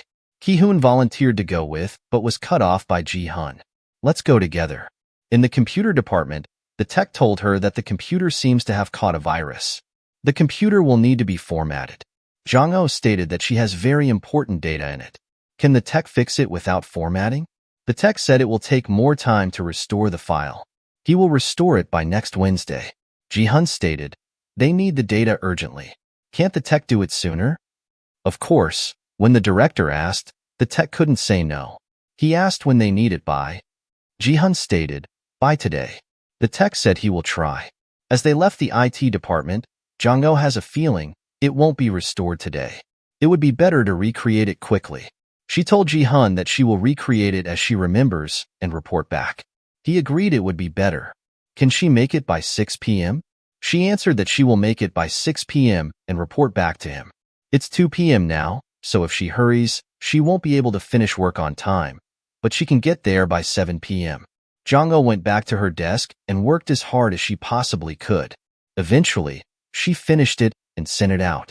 Chaeun-bae received the final version and criticized that Jongho's final version was completely different from the copy she wrote. It's not the same, so it doesn't capture the original feeling. Jongho asked if she would please correct the parts that are different from what she remembers and send it to her again by email. Chaeun-bae stated that she gave the notes to Jongho a long time ago. Jongho explained that she doesn't have time to look for it right now. If Eun-bae fixes it, she will find the notes later and check how different it is from the current copy. Eun-bae stated she doesn't have time. This is vicarious negligence, so Jongho should take responsibility and report it. Jongho and manager on Chonseop met again at the conference to go over the draft. Just as they were about to go in, she received an incoming call. Jongho answered it, and it was Princess Yenna. She asked if her mommy had gotten off work yet. When is her mommy going home? Jongho answered that she hasn't got off work yet. Disappointed, Yenna asked why. Jongho explained that something came up suddenly. She will finish up quickly and call Yenna when she gets off work. Yenna compromised and told her mommy to come quickly, since mommy already pinky promised her. Jongho chuckled sweetly and said she knows. She'll be there quickly. It'll be over soon. So Yenna, wait a little bit more. Ji-hun heard her conversation when he came to the conference room. He saw how happy she looked talking on the phone. During the meeting, Ji-hun gave her inputs regarding the project and its problems. But it would be difficult to come up with a better idea at the moment. The longer the meeting goes on, the more difficult it will be to gather opinions. Ji-hun assigned Jongho to redo the draft again today and send it to him about the problem he just said. It shocked Jongho. She wanted to ask what he meant. He stated, tear it all down and fix it. Redo everything from scratch. Her world came crashing down of the demand. She remembered. She pinky promised her princess to be home early. After the meeting adjourned, she chased after Ji-hun, asking him to tell her which parts needed to be fixed. Ji-hun stated the copy is strange. It doesn't seem sincere at all. She asked which part of the copy exactly seems insincere to him. He told her, all of it. She has to redo it all. She told Ji-hun, she is sorry, but can't she finish it at home and send it to him today? She has some important household chores. Would he be so kind as to excuse her? He asked, what kind of chores? She couldn't tell him the exact reason why. She told him, it's just house chores. He asked her if she is able to do her work properly when she has unspeakable chores. He knew very well that she doesn't even look at her phone when she gets home, so shouldn't she hurry up and get things done right now? Jongho begged if she can go out for just 3 hours. No, just 2 hours? She will definitely be back in 2 hours. He pulled his hand away and asked if she was making him wait here for 2 hours. Because of the chores that she refused to even tell him about, she will have to take full responsibility for what she set out to do. He's telling her this because she was in charge of this work. If all else fails, she can call team leader on Chonseop. She can work with team leader on. She was so desperate, wondering who else could help her. She spotted Chaeun-bae as she rushed back. She had no choice but to ask if Chayunbei could help her finish the proposal. She has something important to do today. She begged quietly for Chayunbei to help her. She will cater to Yunbei's every whim from now on. So just this once. Chayunbei scolded. What? I'm speechless. Assistant Lee made the mistake. So why are you asking me to fix it? Isn't that too much to ask? Ah, yes. She should have known better. How foolish of her. There is no way Chayunbei would accept such a request. Another colleague who was on the phone told Jong-oh as she passed by, maybe the problem will be solved sooner, if the team leader comes back sooner. Unfortunately, the team leader happened to go on a business trip. Ji-hun apologized for being unable to help her. He wished he was a copywriter. Depressed and dejected, Jong-oh thanked him for his concern. She sent a text to her mother that something came up and she will be a few hours late. Please take care of Yenna. Ji-hun came back and instructed Jong-oh to bring her laptop to the conference room. He will look at it together with her. Chayunbei turned around panicking. What? Is he saying he'll be alone with Lee Jong-oh right now? Jong-oh grabbed her laptop and went to the conference room, unhappily. Ji-hun stated that clearing one's schedule the day before a deadline is a basic rule. When she writes the script, he has to carefully review it and give her instructions to refine it. It's an important proposal. If she doesn't finish it, she doesn't get to go home. Although she said yes, she was angry internally. Jong-oh told her to hurry and aim to finish by 9 o'clock. When it's over, he will drive her home. She pouted, sadly. She knows she has to take responsibility for what she does. But why is she so sad? Tears welled up in her eyes, thinking of their past.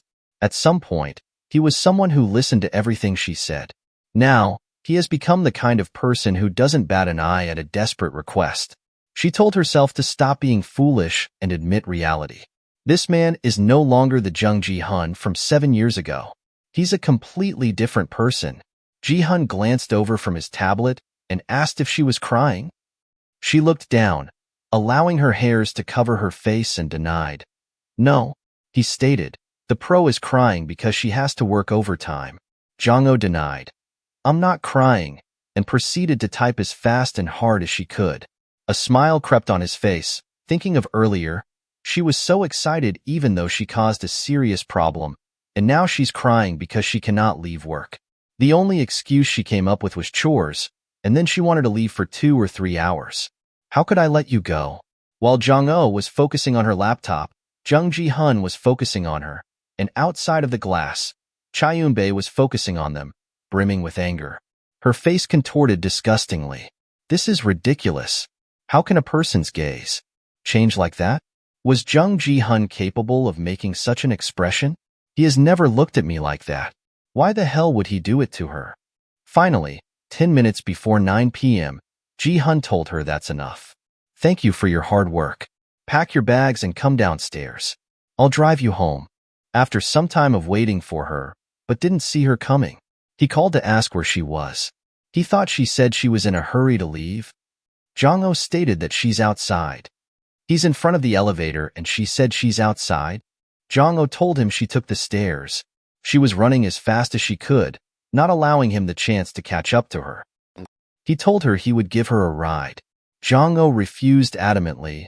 I don't want to. Do I have to stay with you until you get home? It's not even working hours. I'll see you tomorrow. She rushed home. When she arrived, it was already 9:30 p.m. The moment she opened that door, Princess Yenna rushed to hug her. Mommy. Tears streamed down her face as her emotions bursted. Mommy, why are you so late? I've been waiting for you all along. Jong-oh, feeling so sorrowful, apologized. Sorry. Let's quickly start the party. Party. Grandma walked over and explained they had the party earlier. She took a video. Do-yoon and Do-bin together with his mom came. They sang songs and ate cake.